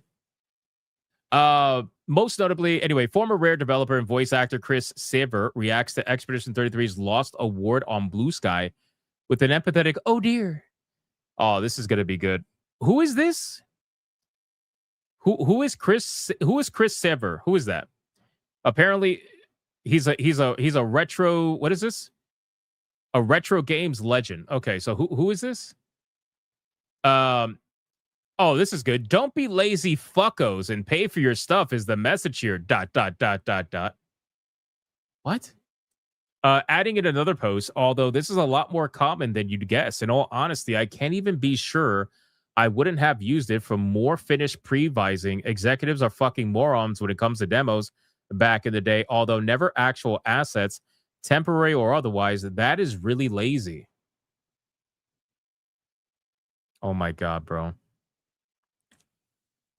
Oh, you know, this is why like all conversation has been completely lost.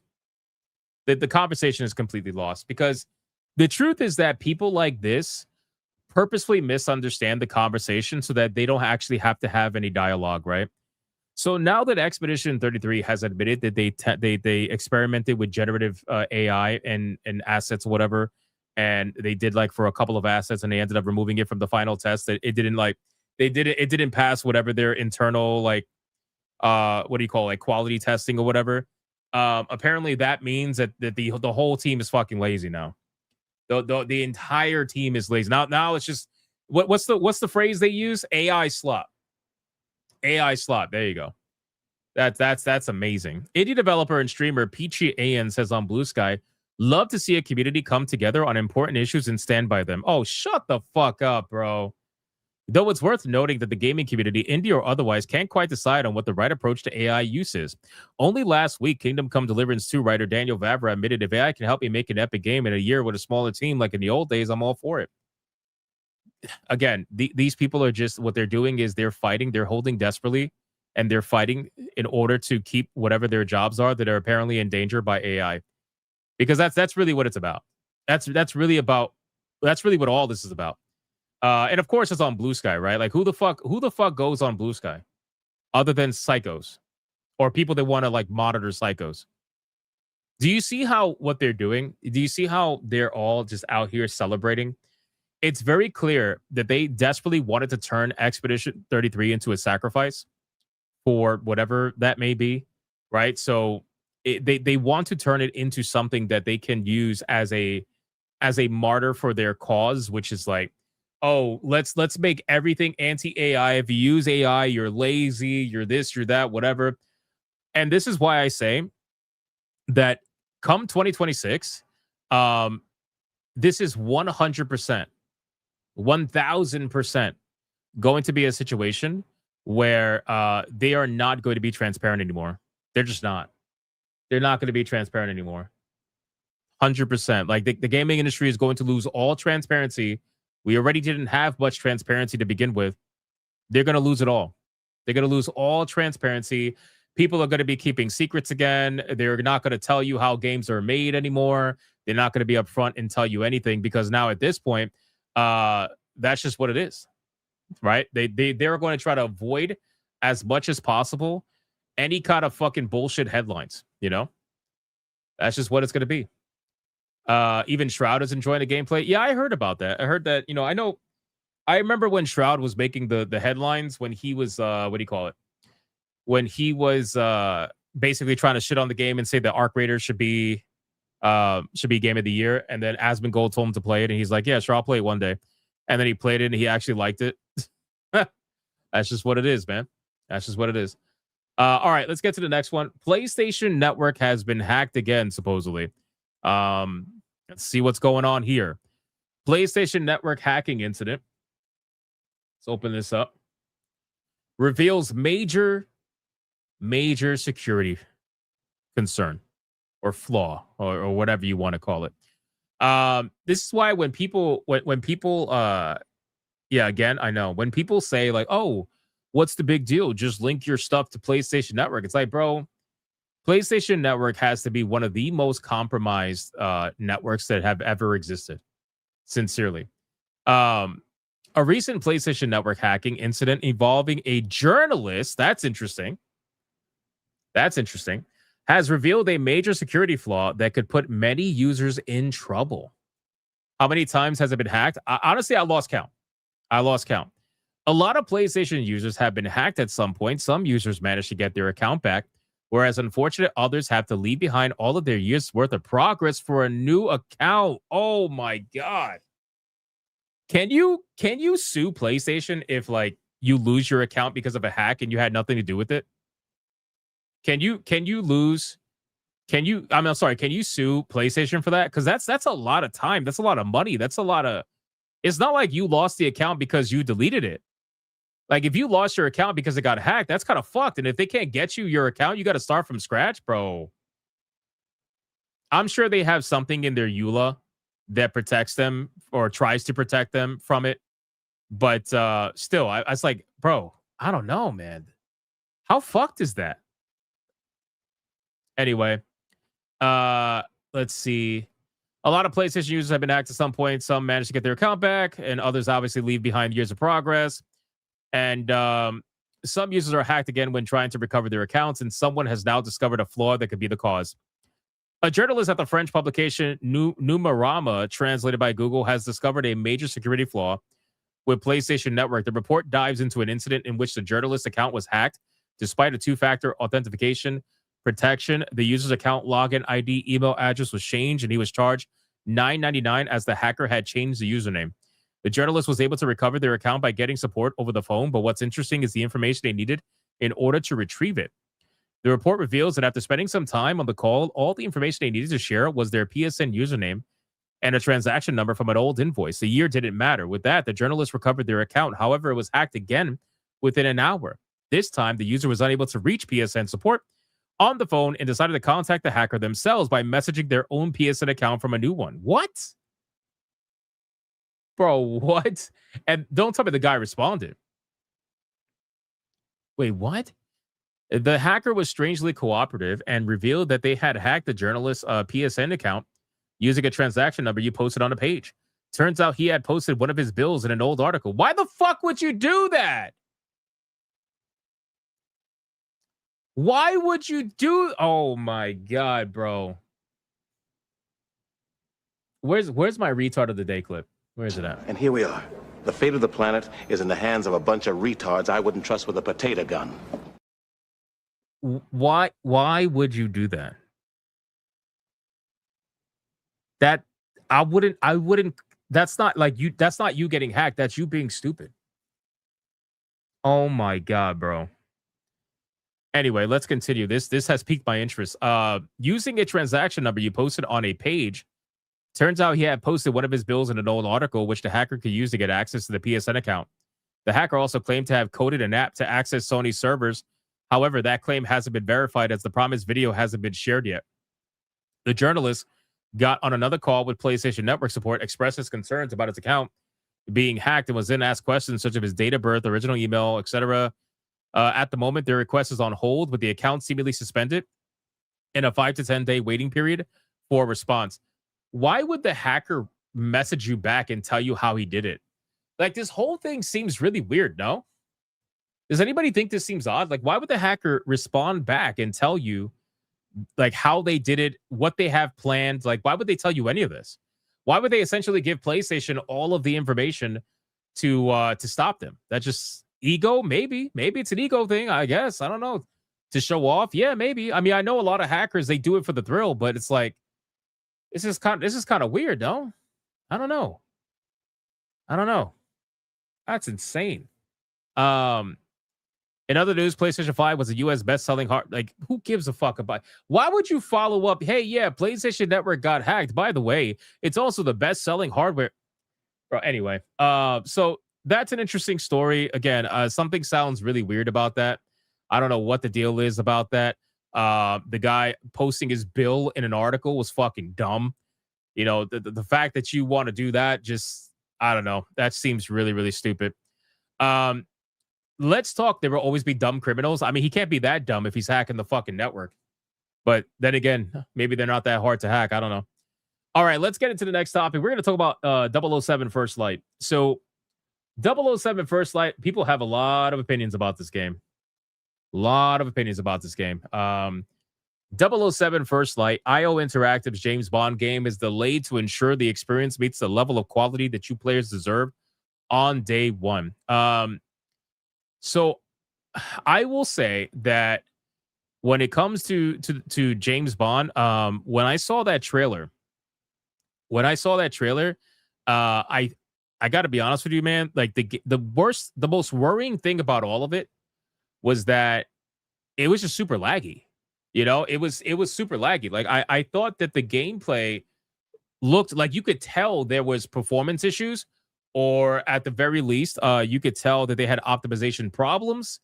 I don't know. I think that this is something that definitely needs more time to cook, and I'm actually kind of glad that they decided to delay the game. Now, a lot of people are saying that the reason why they're delaying the game is because they didn't want to release next to Crimson Desert. Don't know if that's true. I mean, that could be a possibility, obviously, but I don't know if that's necessarily true. It was supposed to come out in March, and now apparently it's coming out in May. So it's only being delayed for about 2 months' time. I also don't think that this is going to make the game any better on day one. I got to be real with you. Every single time developers say, yeah, we're going to delay the game to make the game better on day one for you guys, almost every single time the game releases somewhat broken. Almost every time. So I never believe them when they say this. So I'm gonna look towards this game to potentially be broken on the first day. But I do hope the game is good. I really do. I don't want any of these games to be bad. I just saw that trailer and I saw the gameplay. I'm like, this shit looks like it's struggling. It looks like it's struggling to render. It's struggling optimizationally. It's struggling. So hopefully they end up fixing that. It does look super generic though. James Bond should be more basic cover shooter, especially with all the awesome gadgets. I mean, we only saw a little bit of a trailer, but yeah, it did look like, I know some people were comparing it to like Uncharted. But to be honest with you, it's going to be hard to tell. The one thing I did like in the trailer was the driving scene. I did like that. I thought that was pretty fucking cool. It was like, you know, a Michael Bay film. You had explosions going on everywhere, but that's also where you saw all the lag too. So, you know, it's kind of, you know, it all depends. Oh shit. Hold on. Let me read the super chat. Something funny came in. The Burvault with a 5 by tinfoil moment. Expedition 30 was planned to win all the awards to make it the greatest offering to their cause. Well, so it's so funny how you say that, because I actually said that. I said that in the video about the Indie Game Awards. I said that I feel as if they wanted to have Expedition 33 win just so they could take it away. Now, obviously, that's conspiratorial. You can't prove that, but it does seem highly suspicious, right? Because all of these journalists, when you see them writing articles, or you see even not just journalists, like certain people in the gaming industry, they were all praising Blueprints, right? They were like, Blueprint should be game of the year. Even fucking what's her name from Ghost of Yote said Blueprints, it has to be Blueprints. and then they gave it to Expedition 33, right? So that was a little bit odd. And then all of a sudden they take it away, and then they end up giving it to Blueprints anyway. I don't know. Seems a little weird. Then we got Speedy Cake with a 10. With all this anti-AI crap going around, I dubbed the year of 26 the year of the Probots versus the Robophobes. Nice. Makes sense. Are we talking about TGA or Indie Game Awards? Oh, we're talking about the Indie Game Awards. Specifically Indie Game Awards. The traveling... If you're reading this, I'm gone.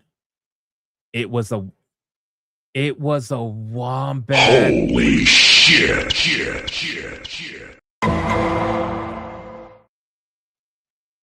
The wombat killed the traveling goose? Somebody get the immigrant beaver right now. We need to get the immigrant beaver right now. The wombat killed the goose. Holy shit. For those of you guys that don't know the lore, it's getting pretty deep. The lore is getting pretty deep now. Now we got a dead goose, and it was the wombat that did it, and now we need the immigrant beaver. There was a wombat? Yes, there was a wombat. We need the beaver. The beaver needs to come back. All right, let's see what's going on here. So 007 First Light is our most ambitious project to date, and the team has been fully focused on delivering an unforgettable James Bond experience, bringing together breathtaking action, globetrotting, spycraft, gadgets, car chases, and more. IO wrote in a message shared on X, as an independent developer and publisher, this decision allows us to ensure the experience meets the level of quality that you players deserve on day one. The game is progressing well and is fully playable from beginning to end. So these additional 2 months will allow us to further polish and refine the experience, ensuring we deliver the strongest possible version at launch. We're confident that this sets 007 First Light up for long-term success, and we sincerely appreciate the patience and continued support we received from ever since we revealed the game. We look forward to sharing more updates regarding 007 First Light in early 26. Listen, man, I know this is supposed to be like a younger James Bond and whatnot. Listen, it's hard to tell whether the story is going to be good without playing it. Obviously, I do plan to review it. You guys gifted it to the channel, so it is going to be a Griftcast game. It's not necessarily a game that I would have bought day one personally, but since it was gifted, we will make it an official review for you guys so that you can, see for yourselves. But in terms of like the overall scope, I don't know if this is going to be as big as they're trying to make it claim or seem. I feel like this is going to be a pretty linear, pretty straightforward experience. But maybe I'm wrong. Maybe it will be like a 15, 20-hour experience. I think that will be pretty solid. I'm hoping the game is going to be good. I'm hoping the gameplay is good. It did look like a typical Uncharted cover shooter style gameplay. But depending on how they refine that, maybe we'll have something here. Maybe we won't. I really don't know. Time is going to tell. But I'll tell you this. Even though I'm going to review it, my expectations for this are pretty much at the middle. Like I'm not saying that I'm excited for it, because I'm definitely not. And I'm not saying that I'm like I hate the game, because I don't. I'm literally just right in the middle on this one. This one, I have no stake in the game for this one. But I will review it, and we'll check it out when it eventually releases. We got ACC with an NOK 20. Oh, sorry, hold on. UFO Mega with a 2. Justice for the traveling goose. Somebody needs to get the beaver immediately. ACC with a 20. No one wants a young 007 in his 20s. I don't. I wouldn't say no one, but I think a lot of people don't. Yeah, I think you're right on that. I think people would rather the fully fleshed out James Bond. All right. Smash says, yo, Netflix? What? This Bond is going to get cucked? Maybe. Did I try the Pragmata demo? No, I didn't try the Pragmata demo. I really don't play demos because I don't know. I'd rather just experience the game. If I have interest in the game, I'll play it day one if it's that interesting to me. But otherwise, I'll just kind of wait for a sale. I really don't want to play the game and then I don't want to get tired of the game before I even play. I just want to go fully fresh, no preconceived anything if I plan to play a game. And Pragmata is a game I do plan on checking out, so that's why I didn't play the demo. But yeah, I know a lot of people are talking about like it showcases the mechanics, the hacking and stuff like that, that apparently the hacking is not as tedious as people were first thinking. And that was my biggest concern. My biggest concern with Pragmata is that looking at the hacking, it seemed like something that would interrupt the flow of combat. So that was my biggest concern. But from what a lot of people are saying, that's not the case. So that's a good thing. That's a good thing. It's going to end up like Mindsight. You think 007 is going to end up like Mindsight? I don't think that's going to happen, bro. IO Interactive has a good history or at least a semi-decent history, that I don't think it's going to become Mind's Eye. I think that's kind of crazy, you know? Whereas the developers behind Mind's Eye, that was their first studio. They broke off. Obviously, they have experience with Grand Theft Auto, but that was their first studio. They were running the show. They had nothing before that. So you really didn't have anything to showcase whether or not they were going to put out something good or not. And there was also so many red flags, by the way. So many red flags with Mind's Eye. Bro, before Mind's Eye came out, if you guys saw my streams with talking about Mind's Eye before it actually released, I told you guys, I was like, bro, there is red flags all over the field. And I was getting so many hate comments from, I guess, Grand Theft Auto fans. And they were like, no, it's going to be amazing because the guy said so. And you guys are just forcing hate on it. And I'm like, what? Bro, like, there's red flags everywhere. Everywhere. You got major people leaving the studio before the game releases. You even had somebody who was in charge of legal. You had somebody in charge of legal leave the fucking studio before the game came out. Everybody was leaving before the game came out. That's not red flags. That's major red flags. Just like I would be calling red flag right now with Bungie, with the art director leaving, if we didn't see that coming from a mile away. You know? So I don't know. I don't think it's the same here with IO Interactive. I think that at the very least, could it be buggy when it releases? Sure. But is it going to be Mind's Eye level? I don't think so. I don't think so. Timebot Hollow says, stop getting high, Hypno. I feel sad seeing you. There is no wombat, no goose. There was a turkey that was eaten, but the beaver needs to be freed from your delusional sadness grip. Bro, all these creatures are real. I'm not imagining it. So stop yelling at me, okay? We got ACC with a 20. Aren't the Hitman games still kind of based, though? Well, that's what I'm saying. Like, the Hitman games aren't terrible. I haven't played every Hitman game, but I played a few. And they weren't bad. Like, I don't think they were, like, amazing. But they're not bad either. That's what I'm saying. Like, I'm really in the middle on this one. I don't really have a lot, like, when it comes to IO Interactive. I really don't. It's not that I don't care. It's just that I also don't care. Like, I don't know. I don't know how to explain it. Other than just, like, I'm literally in the middle on this. We got Speedy Cake with a 5. I'm going to pre-order Neo 3 on my birthday as it releases 3 days after. Dude, I'm so excited for Neo 3. I love the Neo series, fantastic series, but that's obvious, right? It's just like Souls-like action combat style video game. So of course I'm going to be excited for that kind of game.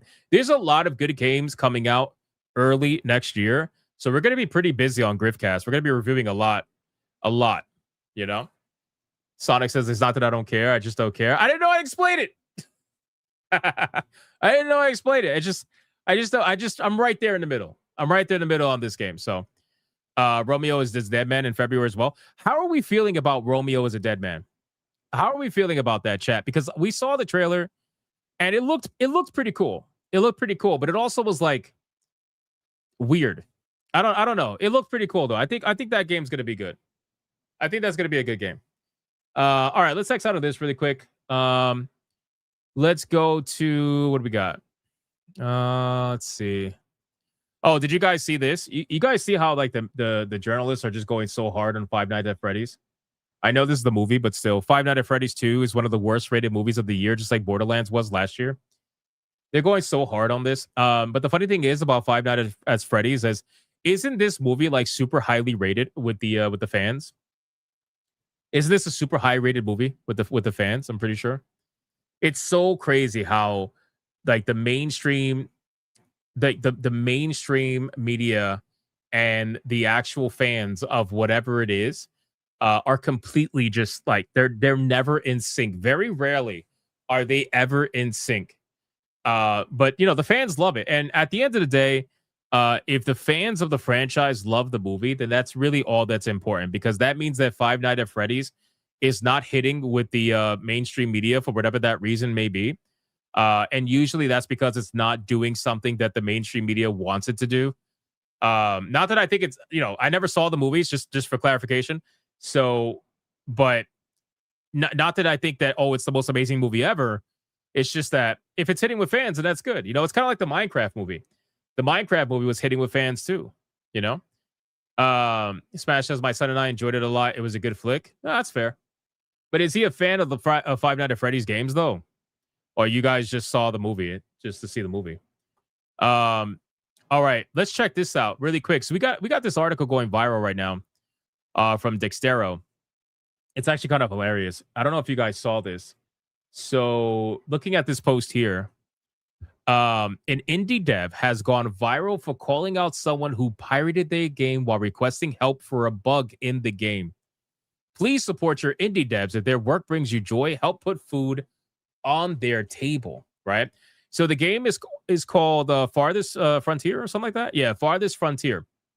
And if you look at this Big Badass 33, Big Badass 33, bro, the username is hilarious. Big Badass 33. Developers, please fix your in-game time? ? Devs, please fix your in-game time, or at least give us an option to adjust it. This person says, "What are you referring to?" And then the developer responds and says, "Please purchase the game instead of running a non-Steam version." Oh, Holy shit.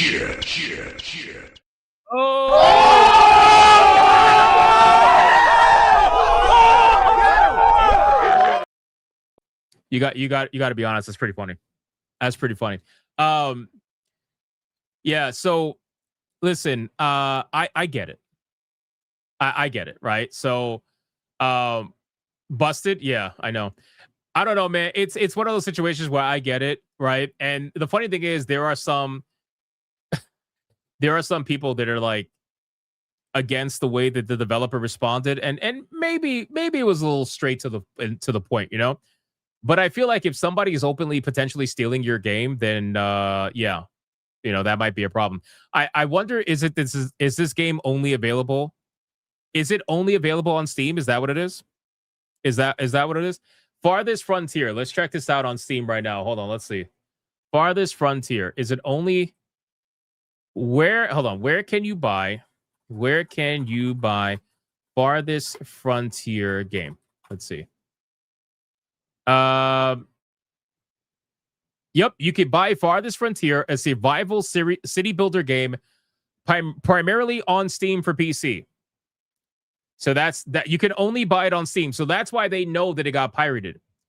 Because if it was available, let's say on Epic Games, right, and then you ended up putting it in your Steam library by making it a non-Steam game, then that's something different. But if the game is only on Steam, then that means that they obviously pirated the game. Why the fuck would you put your pirated game in your Steam library and then go to the developers forums and be like, "Hey guys, are you gonna fix this?" Oh my god, bro, that's crazy. That's actually kind of funny. So in that case, I understand. Let me see.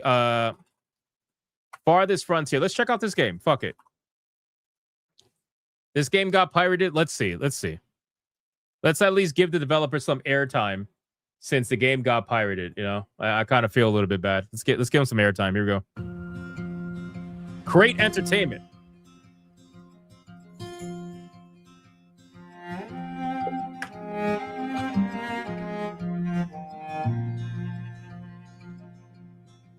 David McCarroll says the game's all right, but I haven't played since early access. Okay.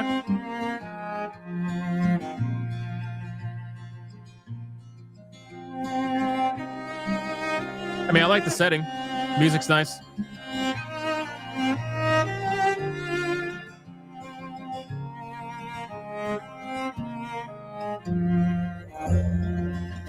Oh, shit. Okay. You got Raiders.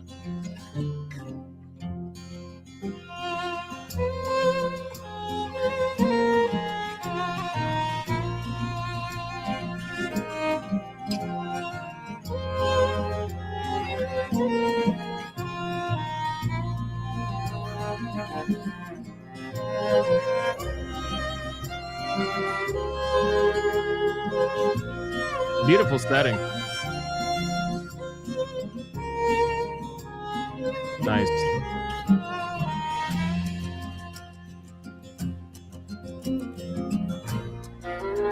Huh. Oh shit, you're on fire. No. Oh. Okay. What in the Captain America was that? Did they throw shields?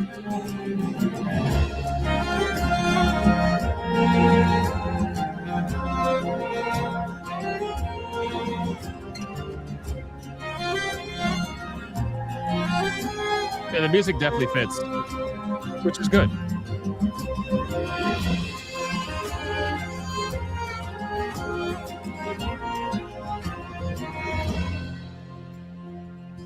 Farthest Frontier, only available on Steam. That makes sense.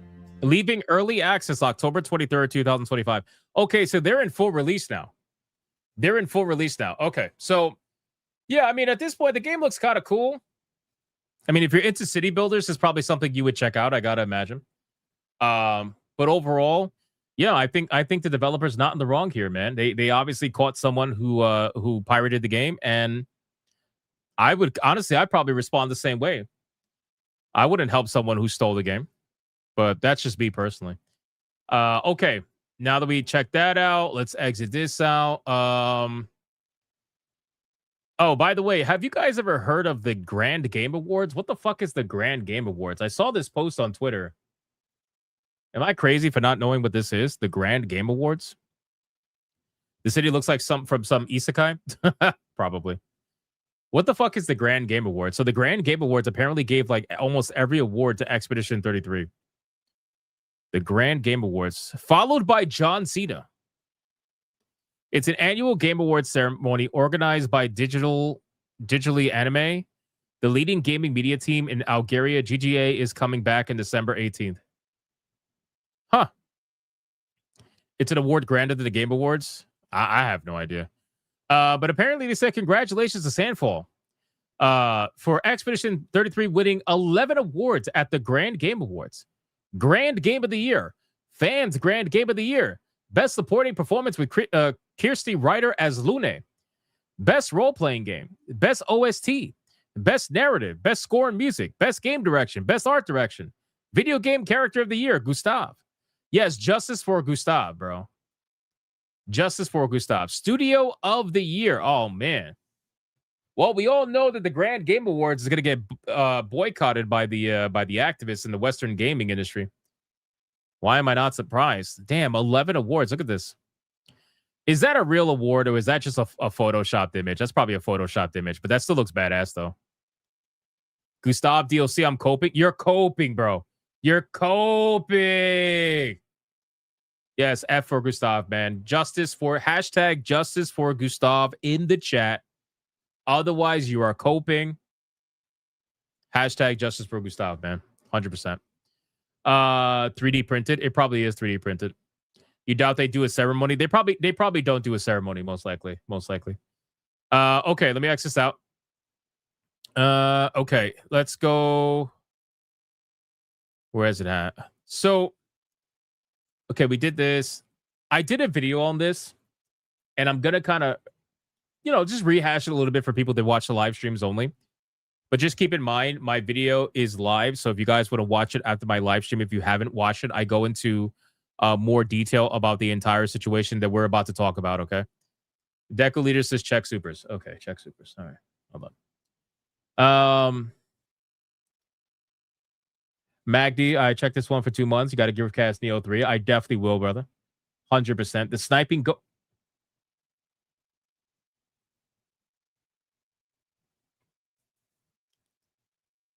Wait a fucking second. The sniping gopher for a 2. I have the beaver in my sight. This is for you, Goose. Wait. The beaver? No. It's the wombat. We have a new creature. Where did the gopher come? Wait, you're gonna kill the wrong person. You're gonna kill. Oh no. Oh, this is gonna end so bad, bro. It's Christmas time. It can't end this bad. It can't end this bad, man. The Wandering Wombat with it too. I saw the whole thing. It was a man wearing horns. Wait, what? It was a man wearing horns. Wait, Wombat. No. You are absolutely. Hold on a fucking second. Why are you wearing a disguise? Did you always have a mustache? This is a little bit sus. Old Chim Kringle with a 5 Grand Game Awards. Sounds like a shindig. I have to break out my fancy red hooded robes. This fucking guy, bro. I swear. Bro, this is I'm concerned. The beaver cannot, bro. Are you gonna assassinate the beaver? Oh my god, what is happening? What is happening, bro? And why are you wearing a disguise? I need to know more. I don't know what's going on. Anyway, all right, let's let us let's figure out what we got. So okay, Palmer Lucky. So I saw this post on X, Palmer Lucky, and this guy is the one that's behind Mod Retro. Okay. Now, I didn't know too much about Mod Retro. He's the founder of Mod Retro. And when I made my video today, I kind of looked into Mod Retro to understand exactly what they are. And it's pretty cool, actually. Mod Retro makes a lot of like old school systems. They make like Game Boys and stuff like that. And they also do physical editions for retro style video games. And they turn them into like Nintendo cartridges that are playable. You know, they're playable on their Game Boy systems, which is pretty cool. So, with all that being said, apparently they have a lot of they got attacked like crazy by the mainstream gaming media because they apparently partnered with a attack drone company called Anduril, right? So Anduril apparently gave them the same or allowed them to utilize the same metal that they used to make their attack drone shells. They allowed them to utilize that metal to make the shell casing for the Game Boy that they wanted to make, which is like a super durable, kind of Game Boy system. So once the journalist found, that's it. So once the journalist found out about that, well, that was it. The journalist was like, "Oh no, you can't do that. You can't do that. You're partnering with an attack drone company. That's disgusting." Now, I haven't had the chance to look too much into Anduril, but if I had to imagine, if the journalists are upset over this, it has to do with some form of virtue signaling that is related to, guns, right? Because we all know the journalists, they want to take guns away, which is weird because a lot of them say they own guns, but, they advocate for policies that want to take away the right to bear arms and whatnot. So I have to imagine that it has to do something with like arms dealing and they're against that or whatever. Anyway, there's a whole fucking rabbit hole there that I haven't even explored. But the funny thing is I don't even have to because I already know a lot of it's going to do with like, I feel like it's wrong, so it's wrong, right? That's how a lot of these people operate. So once again, the Indie Game Awards have decided that it is in their you know what? Let me show you. Hold on. Before I do that, let me show you the Anduril Game Boy. Let me show you this really quick. Because this shit looks fucking cool. I'm not even gonna lie to you, bro. This shit looks fucking cool. They sell it to you in a package. It's $350. I'm thinking about picking it up. I'm not gonna lie to you. They sell it to you in a package here. Look at this. So it's called Anduril Chromatic. Right? Anduril Chromatic Plus Porta Pro bundle. And this is the Game Boy. It's made with the it says Mod Retro Chromatic Anduril Edition. Right? And it comes with a pair of headphones that you could see here. And it comes with the logo for the company, right? $350. Each Anduril Edition Chromatic is finished by hand in America with Cerakote, the same ultra-durable ceramic polymer formulation that protects Ghost, Anduril's flagship autonomous air vehicle. Titanium nitride, a finish typically reserved for high-performance tooling, is applied to each screw through vapor deposition. A sapphire screen cover provides near diamond hardness,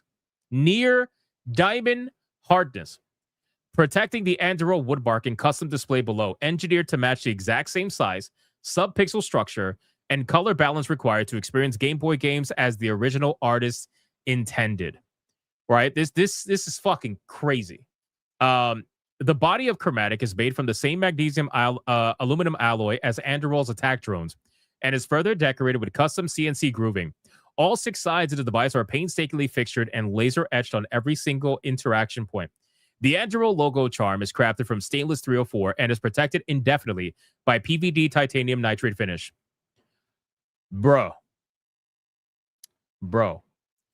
Incorrect pronunciation. Think Lord of the Rings. Anduril? Is it Andurio? I don't know. I forgot how to fucking pronounce that. I'm not gonna lie to you. So wokies are mad.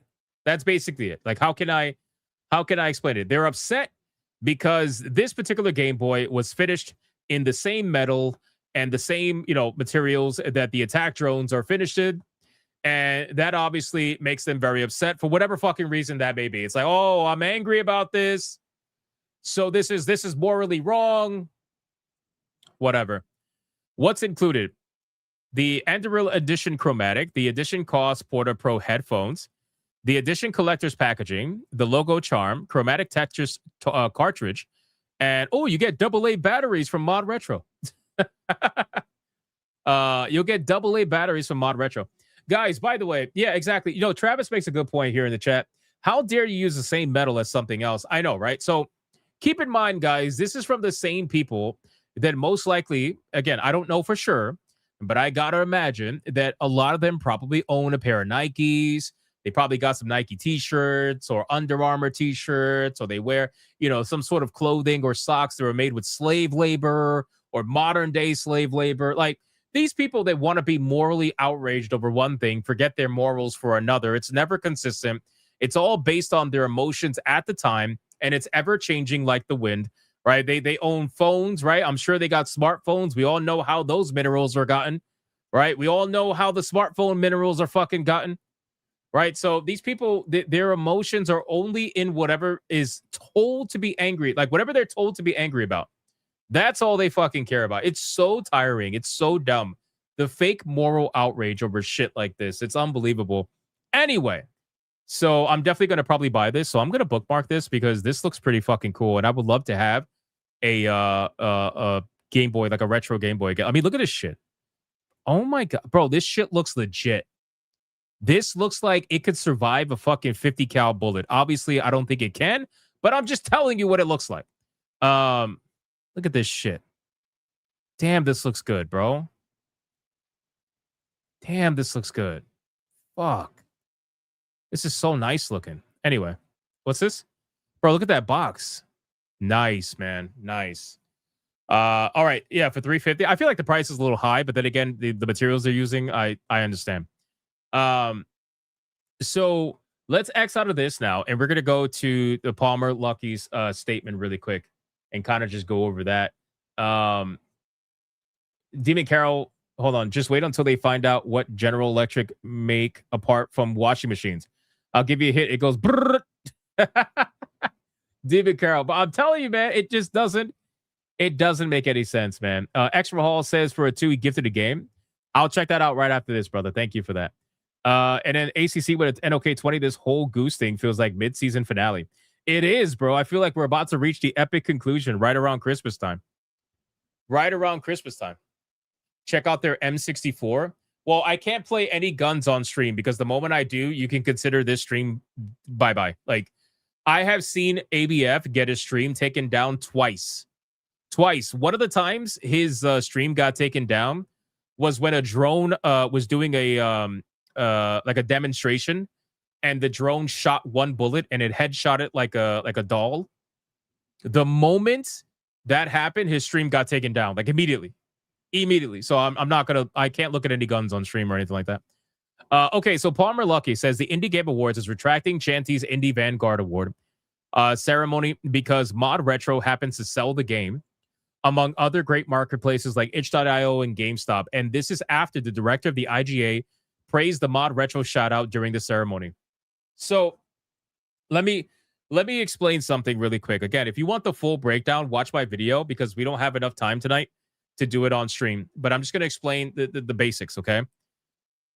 Mod Retro basically like publishes the game from a physical standpoint and also from other standpoints. But basically, like Mod Retro, they're involved with Shanty, and Shanty got their Indie Vanguard Award from the ceremony taken away, not because of anything Shanty did. So now we're taking awards away for guilty by association. That is where we're at now with the Indie Game Awards, which is why this award show needs to be laughed out the fucking room. Right? People keep commenting on my videos. Why do you care about the Indie Game Awards? Who cares about them? I care that they're doing shit to indie developers like this where they're basically saying, hey, if you don't want to be canceled in the public eye, if you don't want to get attacked and basically slandered in the public eye, then you have to abide by our moral rules, which change every single day, by the way. You know, it is unbelievable. So now it's not even the fault of the fucking developer. It is now the guilty by association. So at this point, if you do anything that is against the Indie Game Awards from a moral standpoint, well, they're just going to take your award away. And it's fucking crazy. And then they're going to drag you through the mud. And I'll explain. So not only did they take the award away because of the affiliation with Mod Retro, but they also knew about it. So the developer Gordon Code made a statement about the Indie Game Awards. And he says the Shanties Award was attracted by the IGA's producers over cartridges being produced and sold by Mod Retro. Response to a virtue signaling statement by IGA's director filled with falsehoods and inaccuracies. They tried to pretend as if they didn't know about the affiliation. And they did the same exact thing with Expedition 33 and the AI usage. Now, we all know that Expedition 33 has admitted to the AI stuff all the way back in April or June or whatever it was of this year. We already knew about that months ago. These guys want to pretend like they just found out about it. Such bullshit, right? This is why I don't believe them. Now you have another example where they're trying to pretend as if they didn't know about the affiliation. They had no idea. But the funny thing is, not only did they call out the affiliation in the award show, but they also apparently admitted that they're playing the game, which is hilarious. They openly said that they're playing the game. They have it in an email. Now, they didn't provide the email, but they said that the guy who's behind the show said that he enjoyed the game and that if he played the game, he would have saw the Mod Retro screen right at the beginning of the game. So it's so fucking stupid. MKL says that, but I know for a fact. Hold on, let me read the first comment. Unfortunately, the Indie Game Awards FAQ rules are not static. Query to DB. I couldn't check if the rules change in the Wayback Machine. But I know the FAQ changed before, and the award can't confirm. Yeah, no, 100%. No, we already went over that in another stream. We 100% know that they changed their FAQ to now all of a sudden be about generative AI. And they mentioned it in their award show. They were like, all games that are nominated do not use generative AI. So we should have known from the beginning that this was going to be a massive bullshit virtue signal. But anyway, it is what it is. So he completely drags them right through the mud again. He talks about their values, how they're completely full of shit, basically, and how they knew about all of this. So either they're highly incompetent, which is probable. Either they're highly incompetent or they knew about it and they didn't care until they were told to care. So they tried to claim that they didn't know about the affiliation or that they didn't know about the extent of the affiliation. That they didn't know about Mod Retro's disgusting past, according to them. Right? Like, did you guys actually, hold on. You know what? Hold on right now. Give me 1 second. Indie Game Awards take away Expedition 33 award video. Let's see. Hold on 1 second. Let me see if I can find the video, because this will allow you to get a better idea of what I'm talking about. Do they have it on? I know this fucking asshole put it on Blue Sky. I hate the fact that they use Blue Sky. We all know why they do it. Let's see. Maybe PC Gamer has it. Yeah, here we go. Okay. Let's watch this. You'll see what he says about it in a second. Hold on. Watch this. Hello, everyone. Mike here from 61 Indie. On behalf of the IGA's nomination committee, I do have an update regarding the Indie Game Awards 2025. As professional to announce the cancellation of 2 video games in your backyard. That's awesome. you know, we have a hard stance against Gen AI in video games. Sure, it's you do. something we talk about throughout the year when discussing any potential nominees. Even though you only introduced it this year. You didn't have it any other year prior, and AI has been around for years. Funny how that works. It's because you were told to be angry about it now because your entire voting squad are all mainstream gaming journalists. Wow. Why am I not surprised? On the day of the premiere, Sample Interactive did in fact confirm that Gen AI was used in the making of Expedition 33. Despite agreeing that no Gen AI was used in the making of the game when it was submitted to us for consideration, unfortunately, that's not the case. That clearly goes against the regulations we have in place and disqualifies it from nomination. So with that, the IGA's nomination committee is officially retracting debut game and game of the year from Sample Interactive. Each award will now be going to the next highest ranked game in its respective category. Guys, I want you also to understand something, right? So if Expedition 33 was the #1 ranked game in the category, in 2 categories, that means that the journalists, okay, loved the video game because they're the ones who voted. They're the only ones who voted, right? So the journalists loved Expedition 33 and they voted for the game. But all of a sudden, now that somebody told them to be angry at generative AI, now it's like, oh no, we got to take it away. But that's not the point that I'm trying to make. The point that I'm trying to make is you guys know all of the great indie games that have come out, right? All the great indie games that have come out. Even Hollow Knight Silksong. So my thought is like, okay, if Expedition 33 was to get their award taken away, surely then the award would go to another game that everybody fucking loves, right? Hollow Knight Silksong, whatever the case may be. Surely that would be it. And there's no way that the #2 ranked video game behind Expedition 33 is going to be a game that nobody heard of, right? Well, that's technically not the case because Blueprints, even though it did well for an indie game, I think it did like 26,000 concurrent players, so it sold fairly well. How is that voted higher than Hollow Knight Silksong? I don't see it. It's voted higher because they love that game. The journalists loved that game. And I know a lot of other people that are non-journalists that love the game too. But the point is, the Indie Game Awards is ran by the inner club, as you can say. And the inner club, as you can clearly see through multiple interviews, multiple conversations, multiple articles, they wanted Blueprints to win. But for some reason, they all voted for Expedition 33. Does that make any sense? The entire time they've been shitting on 33, but they really wanted Blueprints to win, but they voted for 33 anyway. It seems as if they had this all planned, but again, this is going well into conspiratorial, what do you call it, setting. I'm just saying this all seems very odd. So I am delighted to share that debut game goes to Sorry We're Closed. And your game of the year for 2025, Blueprints. Both Alamode Games and Dogobomb were... Bro, like Breakout Indie Game of the Year is a game that we never even heard of. Like, what the fuck? Were notified and invited to record acceptance speeches. Everybody is just kicking off their holiday breaks, so I assure them that there is no rush on the acceptance speeches. We'll get them recorded and shared with you all in early 2020. He's so giddy about this. He's so happy. This guy is so excited. Like, he's legit so excited about being able to take these awards away from Expedition 33 and give it to his friends. By the way, in case you guys missed my video on this subject, one of the games that won Breakout Indie Game of the Year, one of those games, would you laugh if you found out that that game was made by somebody who's on the voting committee? So somebody on the voting committee got their game awarded Breakout Indie Game of the Year over every other game that was made.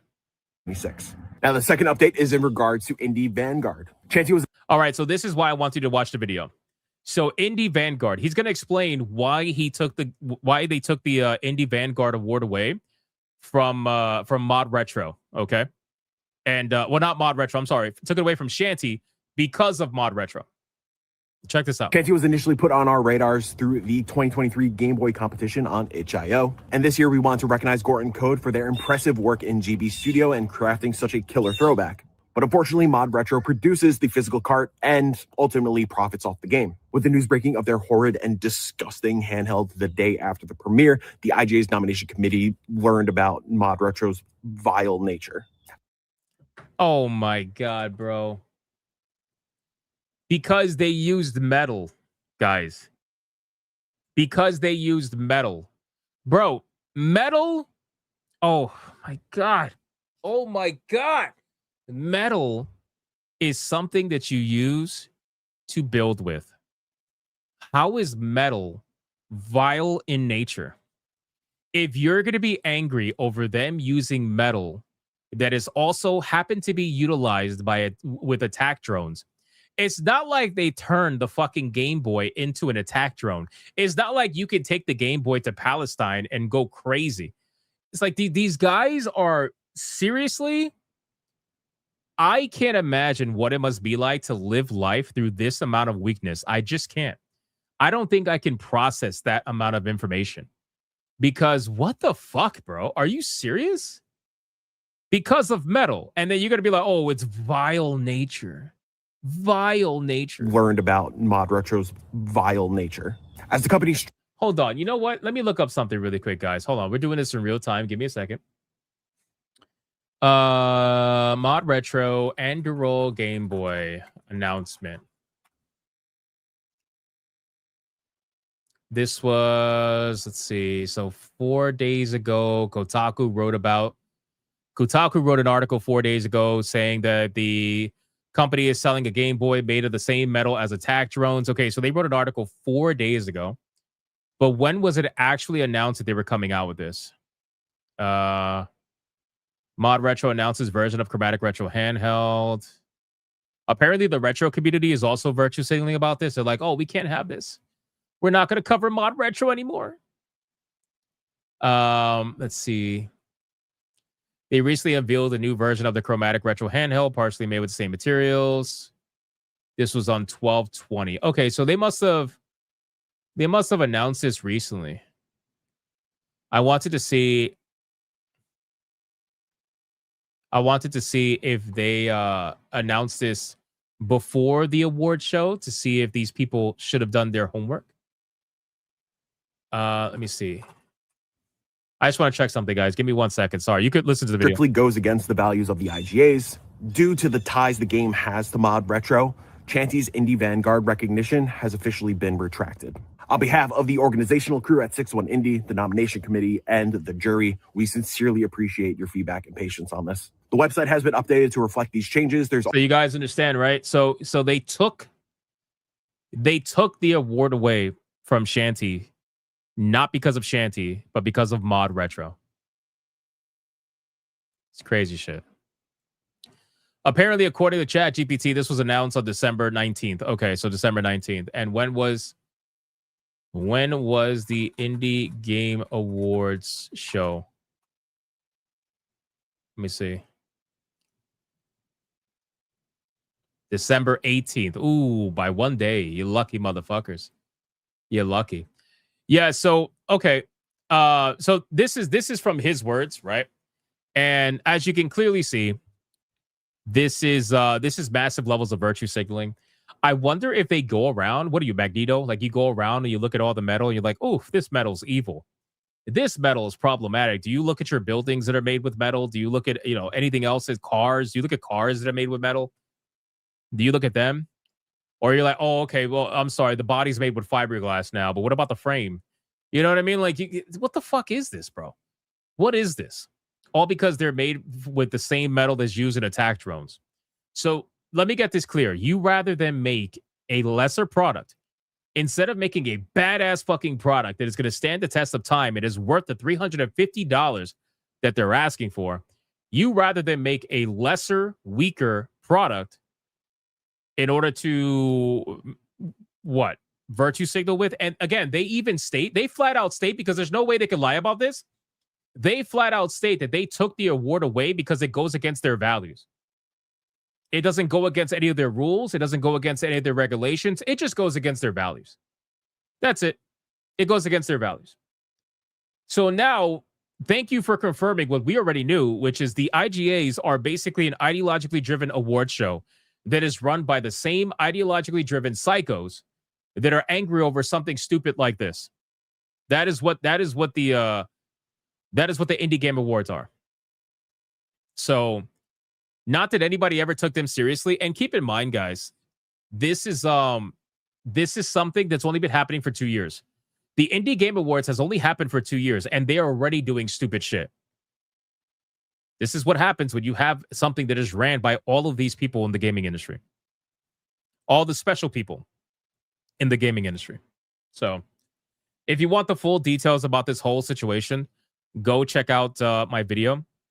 I also showcase gameplay with Shanty. It's really cool. It's like a literal Game Boy game where it's like a rhythm RPG style game where you play as a pirate with a heavy metal pirate, which undead heavy metal pirate, which is pretty cool. All right, let me catch up on supers. What are we looking at here? I know we passed tier 1, I think, right, TJEP? I think we were past tier 1. We'll find out. We got the sniping gopher with it too. The beaver survived. He stated, "I'm just damn fine." Oh shit! The gopher's reading the newspaper, and the newspaper says that the beaver is fine. He survived. The beaver survived. Let's go. Angmar with a 489. Sorry, Hypno. The M64 is Bad Retro's version of the Nintendo 64. It is in their site. Typed it too fast. I have a chromatic. It is great fun. Really? They make an N64, bro.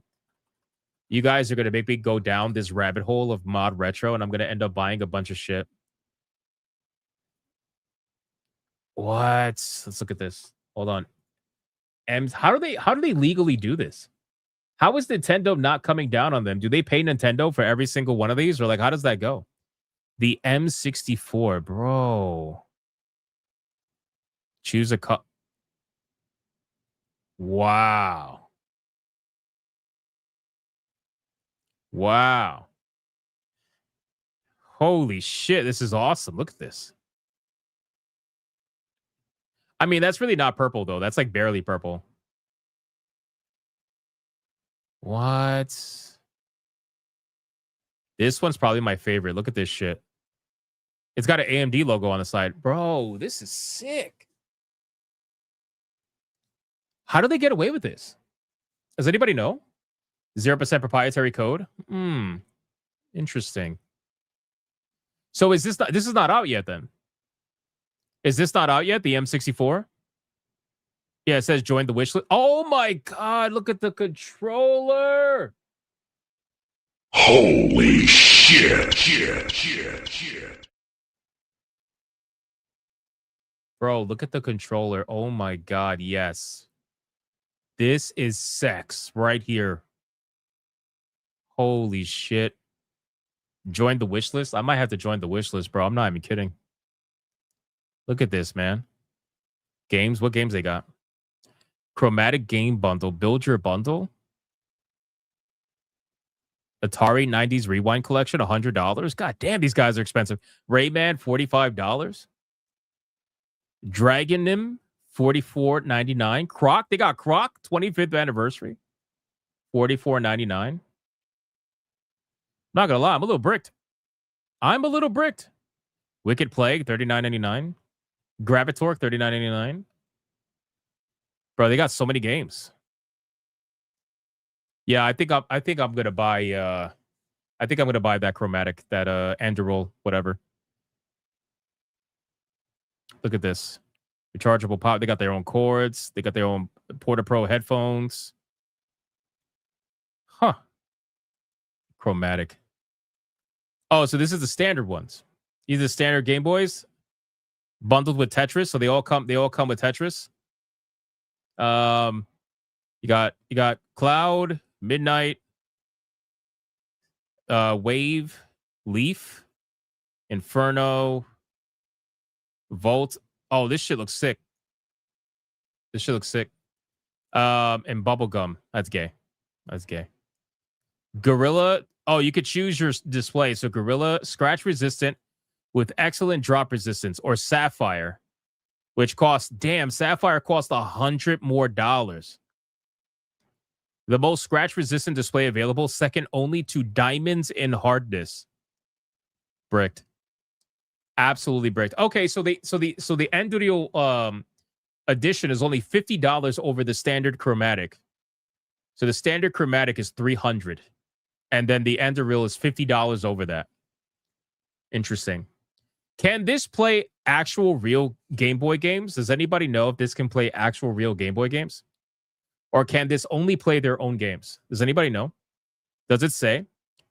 No downloads, no logins, no interruptions. Just plug in a cartridge and start playing. It's gaming the way it used to be. Simple, focused, and fun.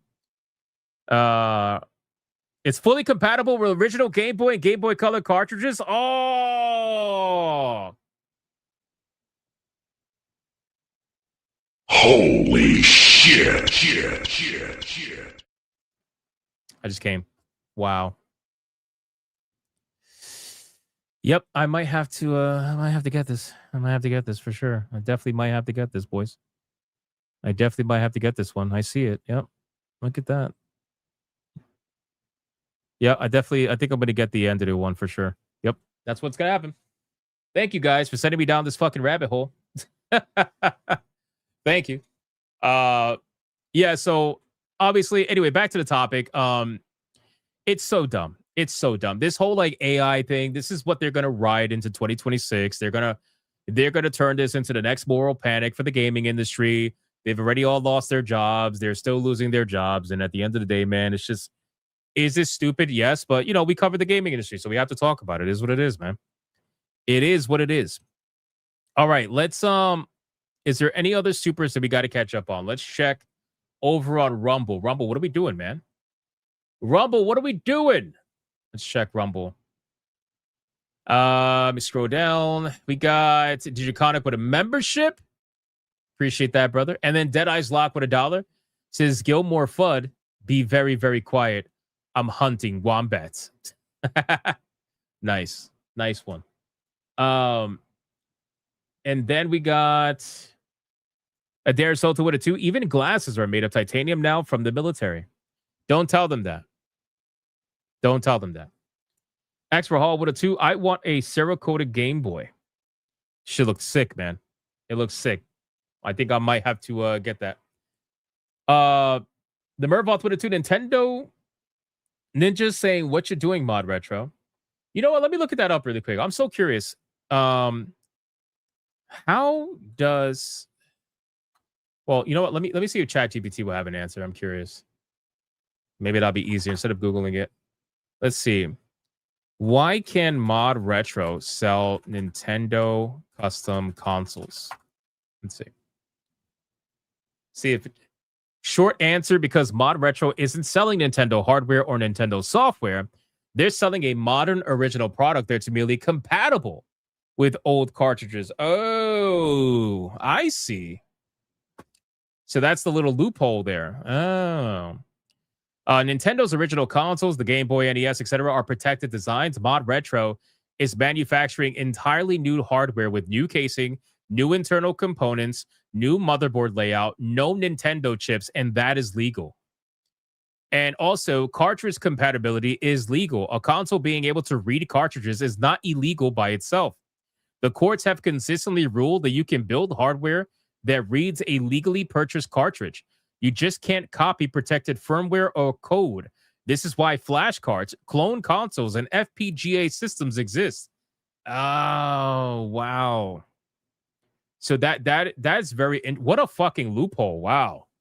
But I mean, that's good, though. That's good for a competition. That's definitely good, not only for competition, but creativity, because look at what Mod Retro's doing. The fact that they can make all of these cool consoles and cool video game cartridges and whatnot and not get sued for it, that allows for really good creativity. So that's cool. That's cool. That's interesting. Very, very interesting. The trademarks are avoided also. They don't use Nintendo logos, the word Game Boy on the product. They don't claim to be officially licensed. They market it as compatible with original cartridges. That phrasing also matters legally. Wow.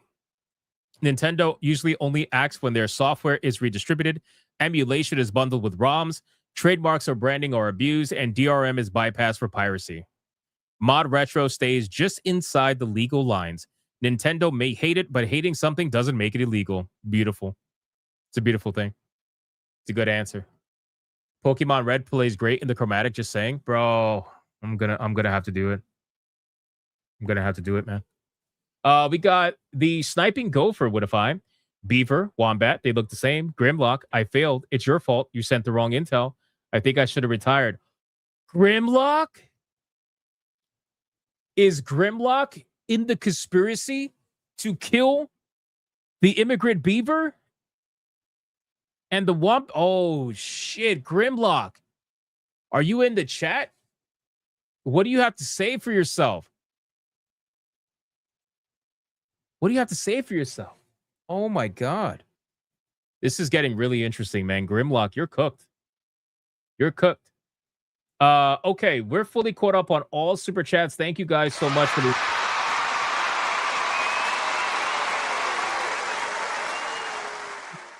Just hit tier 1. Finally. And we are currently 199 away from tier 2. Damn, we're getting felted. Nobody wants the Clanker video, huh? Damn. I rushed to make that too. I thought people would want that. Guys, if you're not going to stick around for the waifu battle, I implore you to go check out my video today. If you did not watch it, give it a nice like, comment, long view duration. I'm putting it in the chat right now. Go check out that video. Support it if you haven't seen it. And yeah, we're going to have fun at the waifu battle. Also, happy early Merry Christmas to all of you that are not going to be joining us for the waifu battle. Sincerely, I hope all of you have a fantastic Christmas Eve if you celebrate on Christmas Eve. And I will most likely be streaming tomorrow. Like most likely, I'm gonna see. It might be earlier, it might be later. The time might be different, but I still do plan to stream tomorrow. So make sure to hang out. Like my Monster for a 5 Smash is not streaming. Do I have to give money here? I will gladly take it. We are struggling to hit tiers, and I'm desperately trying to hit a fucking. I'm trying to play a Clanker video that I think the music is badass. And no, I'm just kidding, man. Thank you, Lake Monster. I appreciate it. He's probably spending time with his family or something, man. That's all it is. Shout out to Lake Monster. Thank you so much. I appreciate that.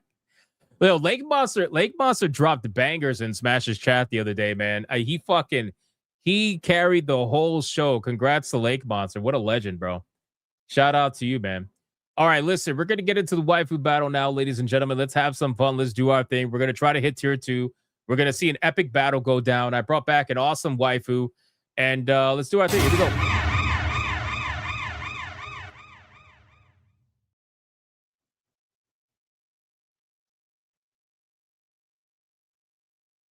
I pressed the wrong clip.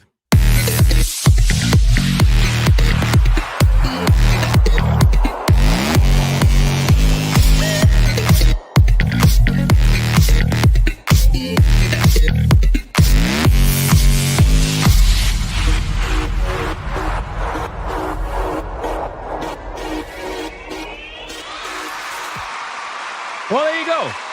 Now you know who the challenger is. Spoiler alert. So there you go. I fucked that up. That's so funny. I literally misclicked it. Oh my God. Wait, what's this? Lake Monster. No, you really didn't have to do. Oh my God, bro. Oh my God, Lake Monster. With a $100 Red Boy Hyper Banger said Smash said today, not tomorrow, not Christmas. Maybe he rectified his lies on X. I'm not on X. So I didn't know. I have no idea. I have no idea. I don't follow Smash's like schedule. He usually tells people when he's gonna stream. I'm sure he will. Maybe he's doing it a little bit later. Who knows? Maybe he got caught up. I have no idea. But shout out to Lake Monster for the $100 Red Boy Hyper Banger. You got to tell me what clip you want, man. Do you want the brand new Clanker clip? A Clanker fucker clip? Or do you want something else? Let me know. In the meantime, I'm going to go over the waifu battle. So, obviously, we have a brand new waifu battle champion. In case you guys missed the last waifu battle, we brought back a legendary, absolutely legendary waifu. And she ended up winning. She ended up winning the entire thing, ladies and gentlemen. So let's bring her out. It was none other than the one and the only ultimate waifu, which is Hinata, ladies and gentlemen. That's right. That's right. Hold on. Lake Monster, I think, said that he wants clankers. Okay, he wants clankers. Fuck it.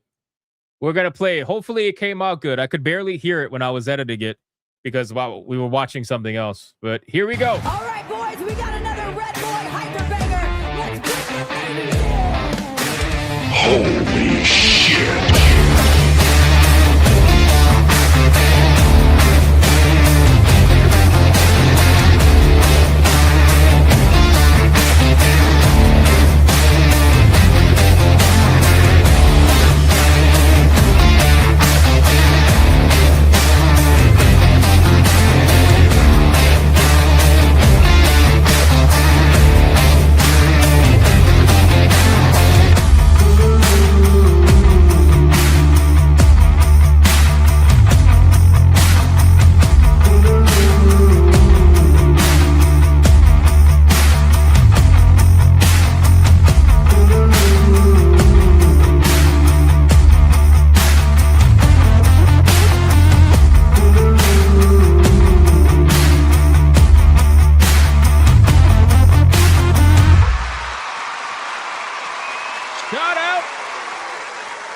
Sonya says different. I mean, that's the point. They're fucking clankers. They're supposed to be different. They're supposed to be different. Shout out to Lake Monster dropping that Red Boy Hyper Banger, getting us with right under 100 for tier 2. I appreciate that very much. And that is our new Clanker Fucker clip. I'm going to work on other clips. Don't worry. I'm working on them. I know what you guys are asking for. I appreciate that, man. Toxin. Really? Already? 269 for Felicia? Oh, my God, man. Old Chip with a 2. We switching cocoa oil for oil, boys. Clank of love. Facts. Absolutely. All right. Let's get into the waifu battle. Let's go over the rules of engagement before we bring out the challenger. Everybody knows who it is. Rule number 1. All super chats in the waifu battle can and will count to a particular waifu, but the only way that it is going to count is if you put the name of the waifu in the super chat first. You got to put the name first. If you do not put the name of the waifu in the super chat first, then it will not count. It does not matter how big they are. If you super chat after the fact that you put the name of the waifu that you forgot to put the first time first, then I will make it count. Rule number 2. You can vote for any waifu regardless of who's on the screen. It doesn't even matter. You could vote for the champion, who is Hinata, or you could vote for the challenger, who you already found out. It doesn't matter who's on screen at the time. Last but not least, after the second waifu comes off screen, I'm going to do a 30-second countdown. After that 30-second countdown, no more super chats are going to count. It doesn't matter how big they are. The last super chat that shows up on my screen is going to be the one that counts. So please, if you're going to vote, vote early and vote hard, ladies and gentlemen. Do we understand the rules?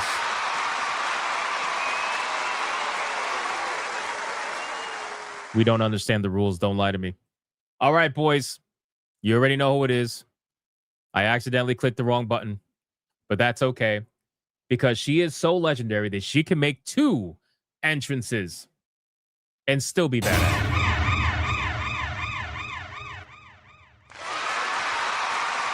All right, boys. The challenger that's going to try to take away Hinata's belt is going to be none other than the one and the only Felicia from Dark Stalkers, ladies and gentlemen. Let's start the goddamn clock and let's see who is going to win.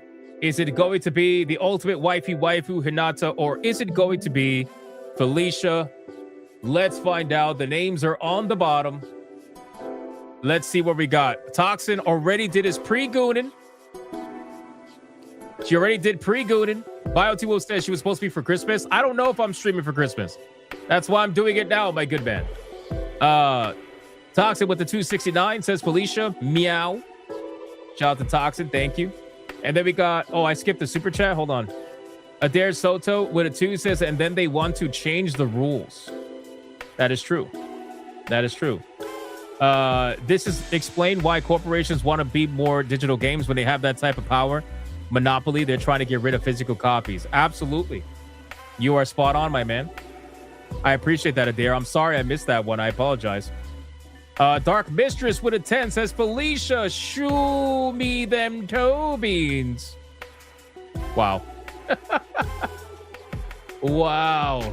Shout out to Dark Mistress. Thank you. Miss Pandanotic with a 2 says, Panda. Bro, every single day, Miss Pandanotic gets thicker and thicker. What is happening here? What is going on? Ali Kusanagi with a $10 says, Felicia. Thank you so much, Ali Kusanagi. I appreciate that. So far, Hinata's getting left in the dust. Getting left in the dust. Shout out. Deadeye's Lock with a 2 on Rumble says, Felicia, too late now. Pre-Goonins, crazy. Gray the Merchant with $1, Felicia. Wombat ate my turkey, killed the goose, and has an accomplice. A koala. A goddamn koala, I tell you. Murdered by Wombat and koala. Cough, cough. Smash JT is the Wombat's owner. Bleh, dead. Wow, so now we're putting Smash into this. Jesus Christ, man. That's crazy. That's crazy. Then we got Mr. Melancholy with a 2 says Hinata and her equipment. All right, there we go. We got some love here. Deadeye's Lock with $1 for Hinata as well. We got a little bit of love going on. She's still in bannable territory, but we got a little bit of love. We'll see how this goes.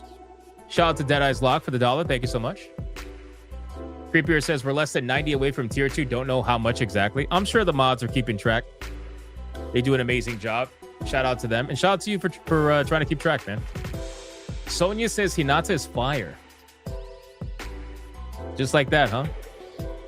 Grimlock says that he was innocent and that it wasn't him. I don't believe him. I think Grimlock is a suspect. That's what I think is happening here, boys. That's the lore. That is the lore. Me Spectral say Grimlock guilty. He's talking like Grimlock. That's funny. Was Darkstalkers not popular? It's been a long time since the last game. I think it was pretty popular. I mean, fairly, anyway. T-Jab says we're 61-63 away from tier 2 currently. Not bad. Not bad. Maybe we'll get it if we get lucky. We'll see. We'll see.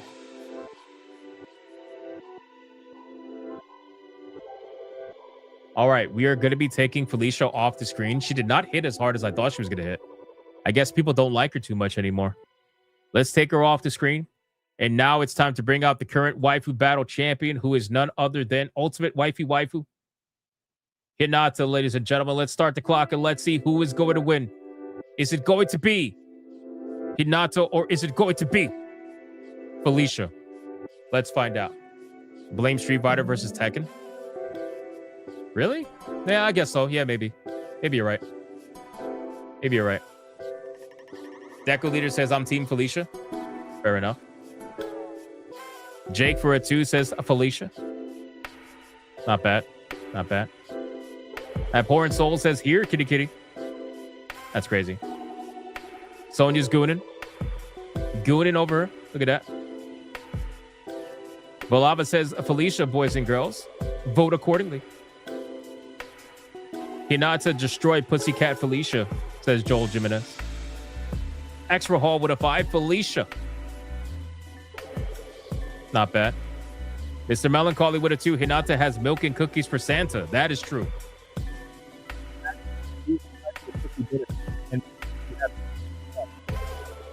As well. So there you go. There you go. Draconic says they all say that. And then Draconic dropped the 2 for Hinata over on Rumble. She's making a little bit of a comeback. Felicia doesn't have much of a lead. She can easily come back right now. Fallen Angel with a 554 says Felicia and Hinata. 327 for Felicia. 227 for Hinata. Just for Sonya to do the math. That's crazy. That is crazy. He's felting Sonya right now for us. ACC with an NOK 20 Felicia. This super is ribbed for your pleasure. That is a lot of information that I did not need. I did not need that information. Thank you so much, ACC. I appreciate that, man. Abhorrent Soul with a 5 over on Rumble for Felicia. Shout out to Abhorrent Soul. Thank you so much for the 5. I appreciate that. I appreciate that. T-Jap's like, it's not Sonya counting, it's me. Oh man, people are accidentally felting T-Jap without realizing. That's pretty funny.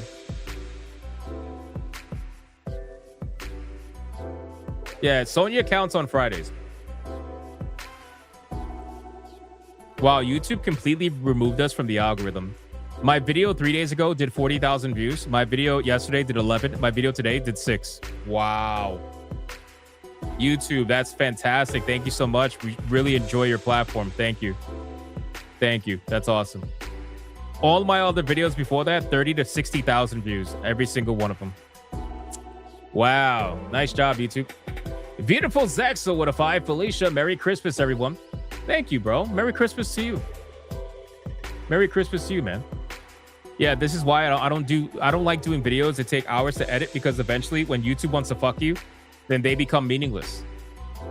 And so you spend all these hours editing when I could be spending these hours streaming. This is why I went to like more streaming before. This is exactly why. YouTube's so fucking gay, bro. I'm telling you. That's all right, though. It is what it is. YouTube wants to remove the U from the tube. Exactly. Like all that time I'm editing, I could spend doing extra Griffcast like I was. I could spend doing a lot more interactive stuff. But I was like, you know what? I want to do better videos. I want to, but YouTube just eventually they fuck you. It is what it is. Hypnotica Rapture with a 2 on Rumble says Hinata was the best dishwasher to unload my detergent into. Multiple load into her washes all night. Wow. Wow, that was a lot. Holy shit. All right, the final countdown. This is a pretty simple waifu battle, so this could go to anybody. 5, 4, 3, 2, 1, go.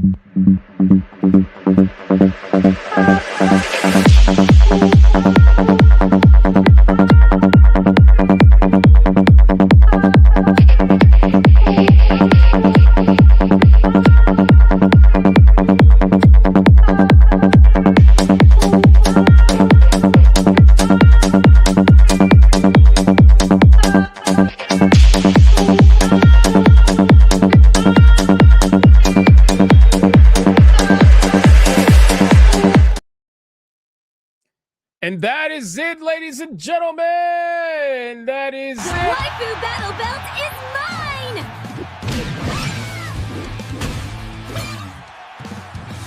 mine! Wow, Felicia fans got caught asleep at the wheel. They got caught asleep at the wheel. Wow, bro. You got Fighter 4 with a $50 mega banger for Hinata and says, bye, Felicia.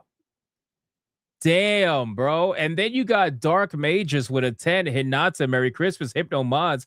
And to the rest of the chat, Merry Christmas to you, my guy. I appreciate that. Thank you so much, you fucking legend. Shout out to these double chair shots. We also had one count over on Rumble as well from Abhorrent Soul with a $20 banger for Felicia.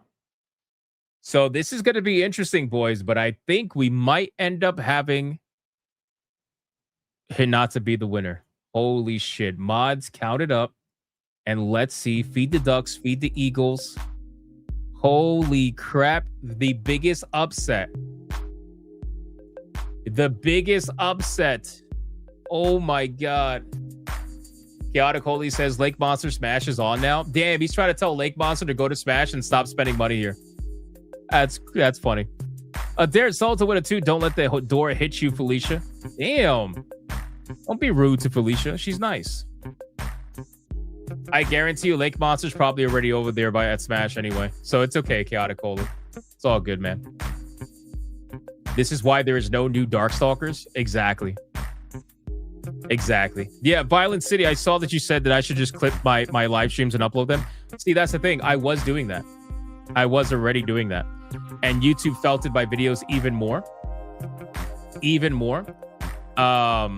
So, it is what it is. Not much I could really do at that point. Oh, we're at tier 2? Oh, shit, we're at tier 2. Hold on.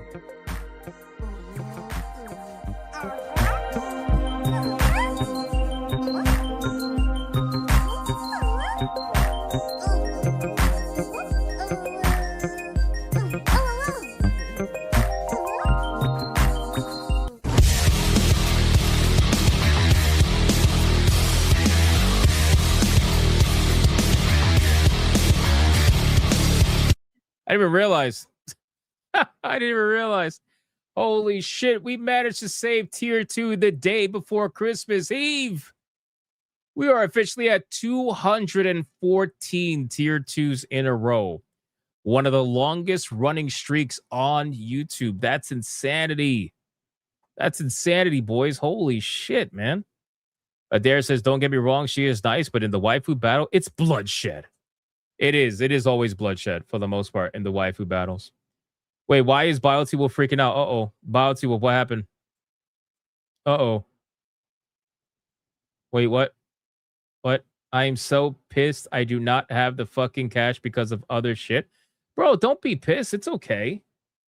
It's okay, bro. ACC with an NOK20. Here are some boobs to make you feel better. Nice. That's some big nipple boobs, man. Holy shit. Holy shit. All right, the numbers are in, boys.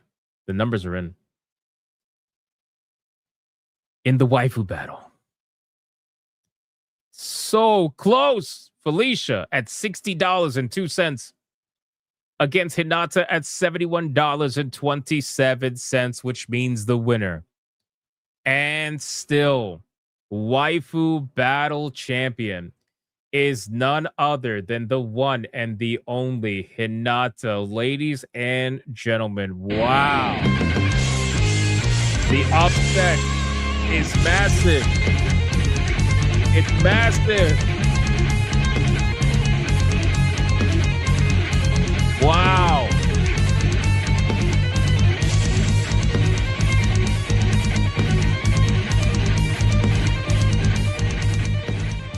Let's do it one more time, boys. One more time.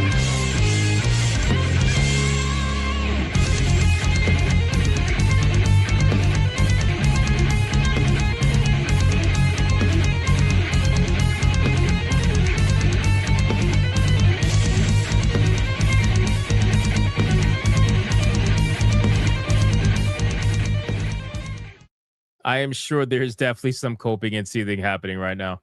You are coping and seething. You just can't accept what you're seeing. Yes, you're coping and seething. The truth is scalding, and now you are molding and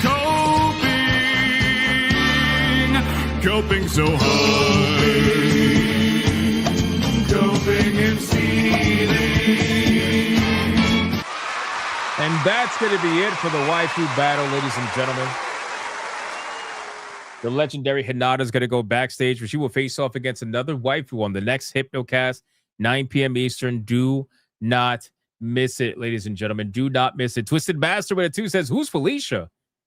Oh, Twisted Master is just literally rubbing it in right now, bro. Rubbing it in. Oh, my God. He said, who's Felicia? Oh, man. That's terrible, bro. Terrible. All right, guys, listen. Shout out to all you guys. Thank you so much for the immense support. I greatly, greatly appreciate it. Tomorrow's schedule might be a little weird. Once I figure out the details, I will obviously let you know.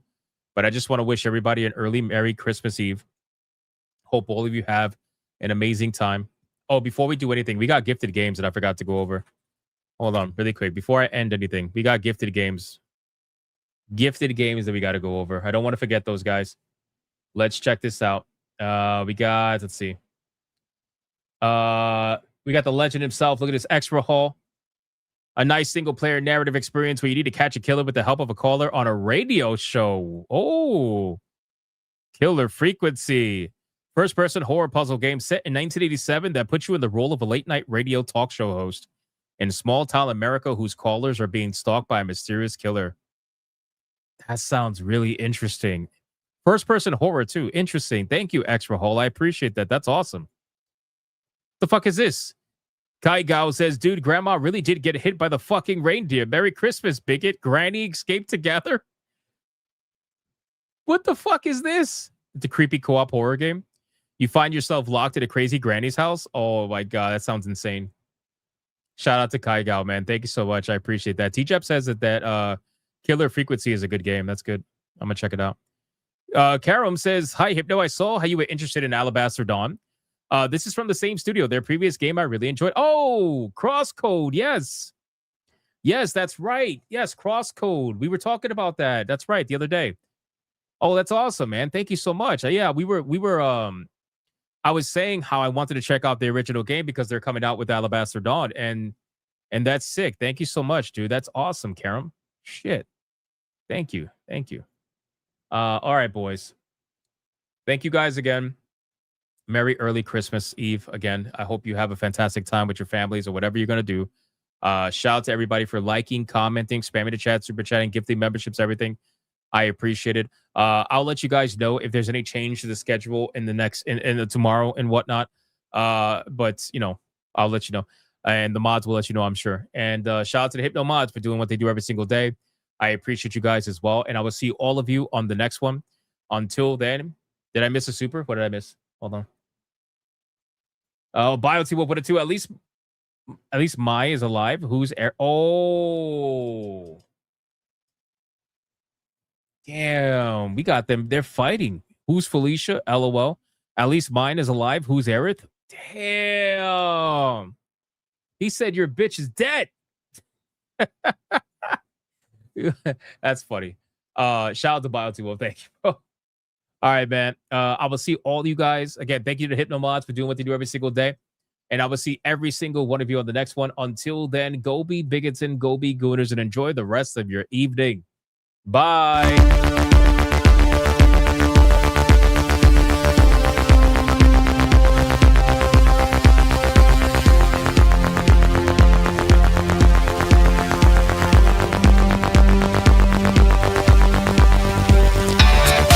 I am not gay.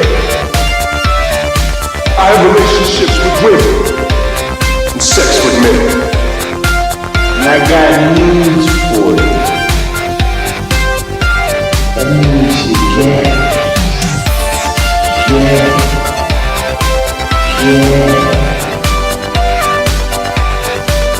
Poor kids are just as bright and just as talented as white kids. Her dog or her cat was named Vagina.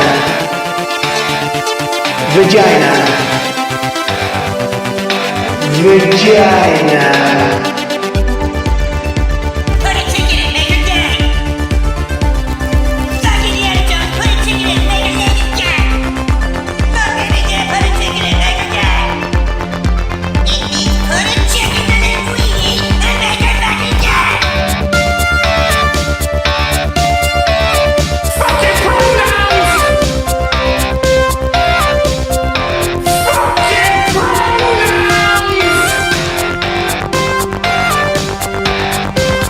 Fucking gender ambiguity! Fucking current day California shit! Cause that's all we fucking know! Cause we're boring! We're so fucking boring!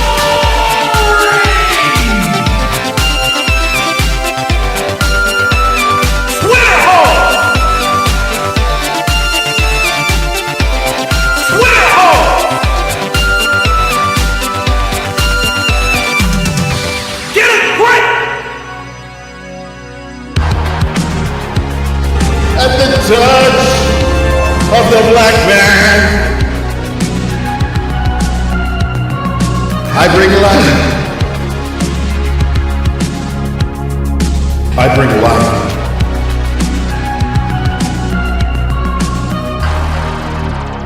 I bring life.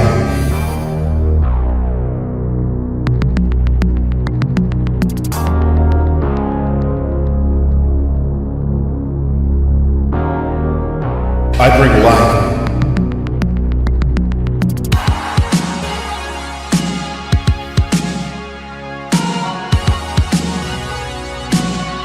I bring life.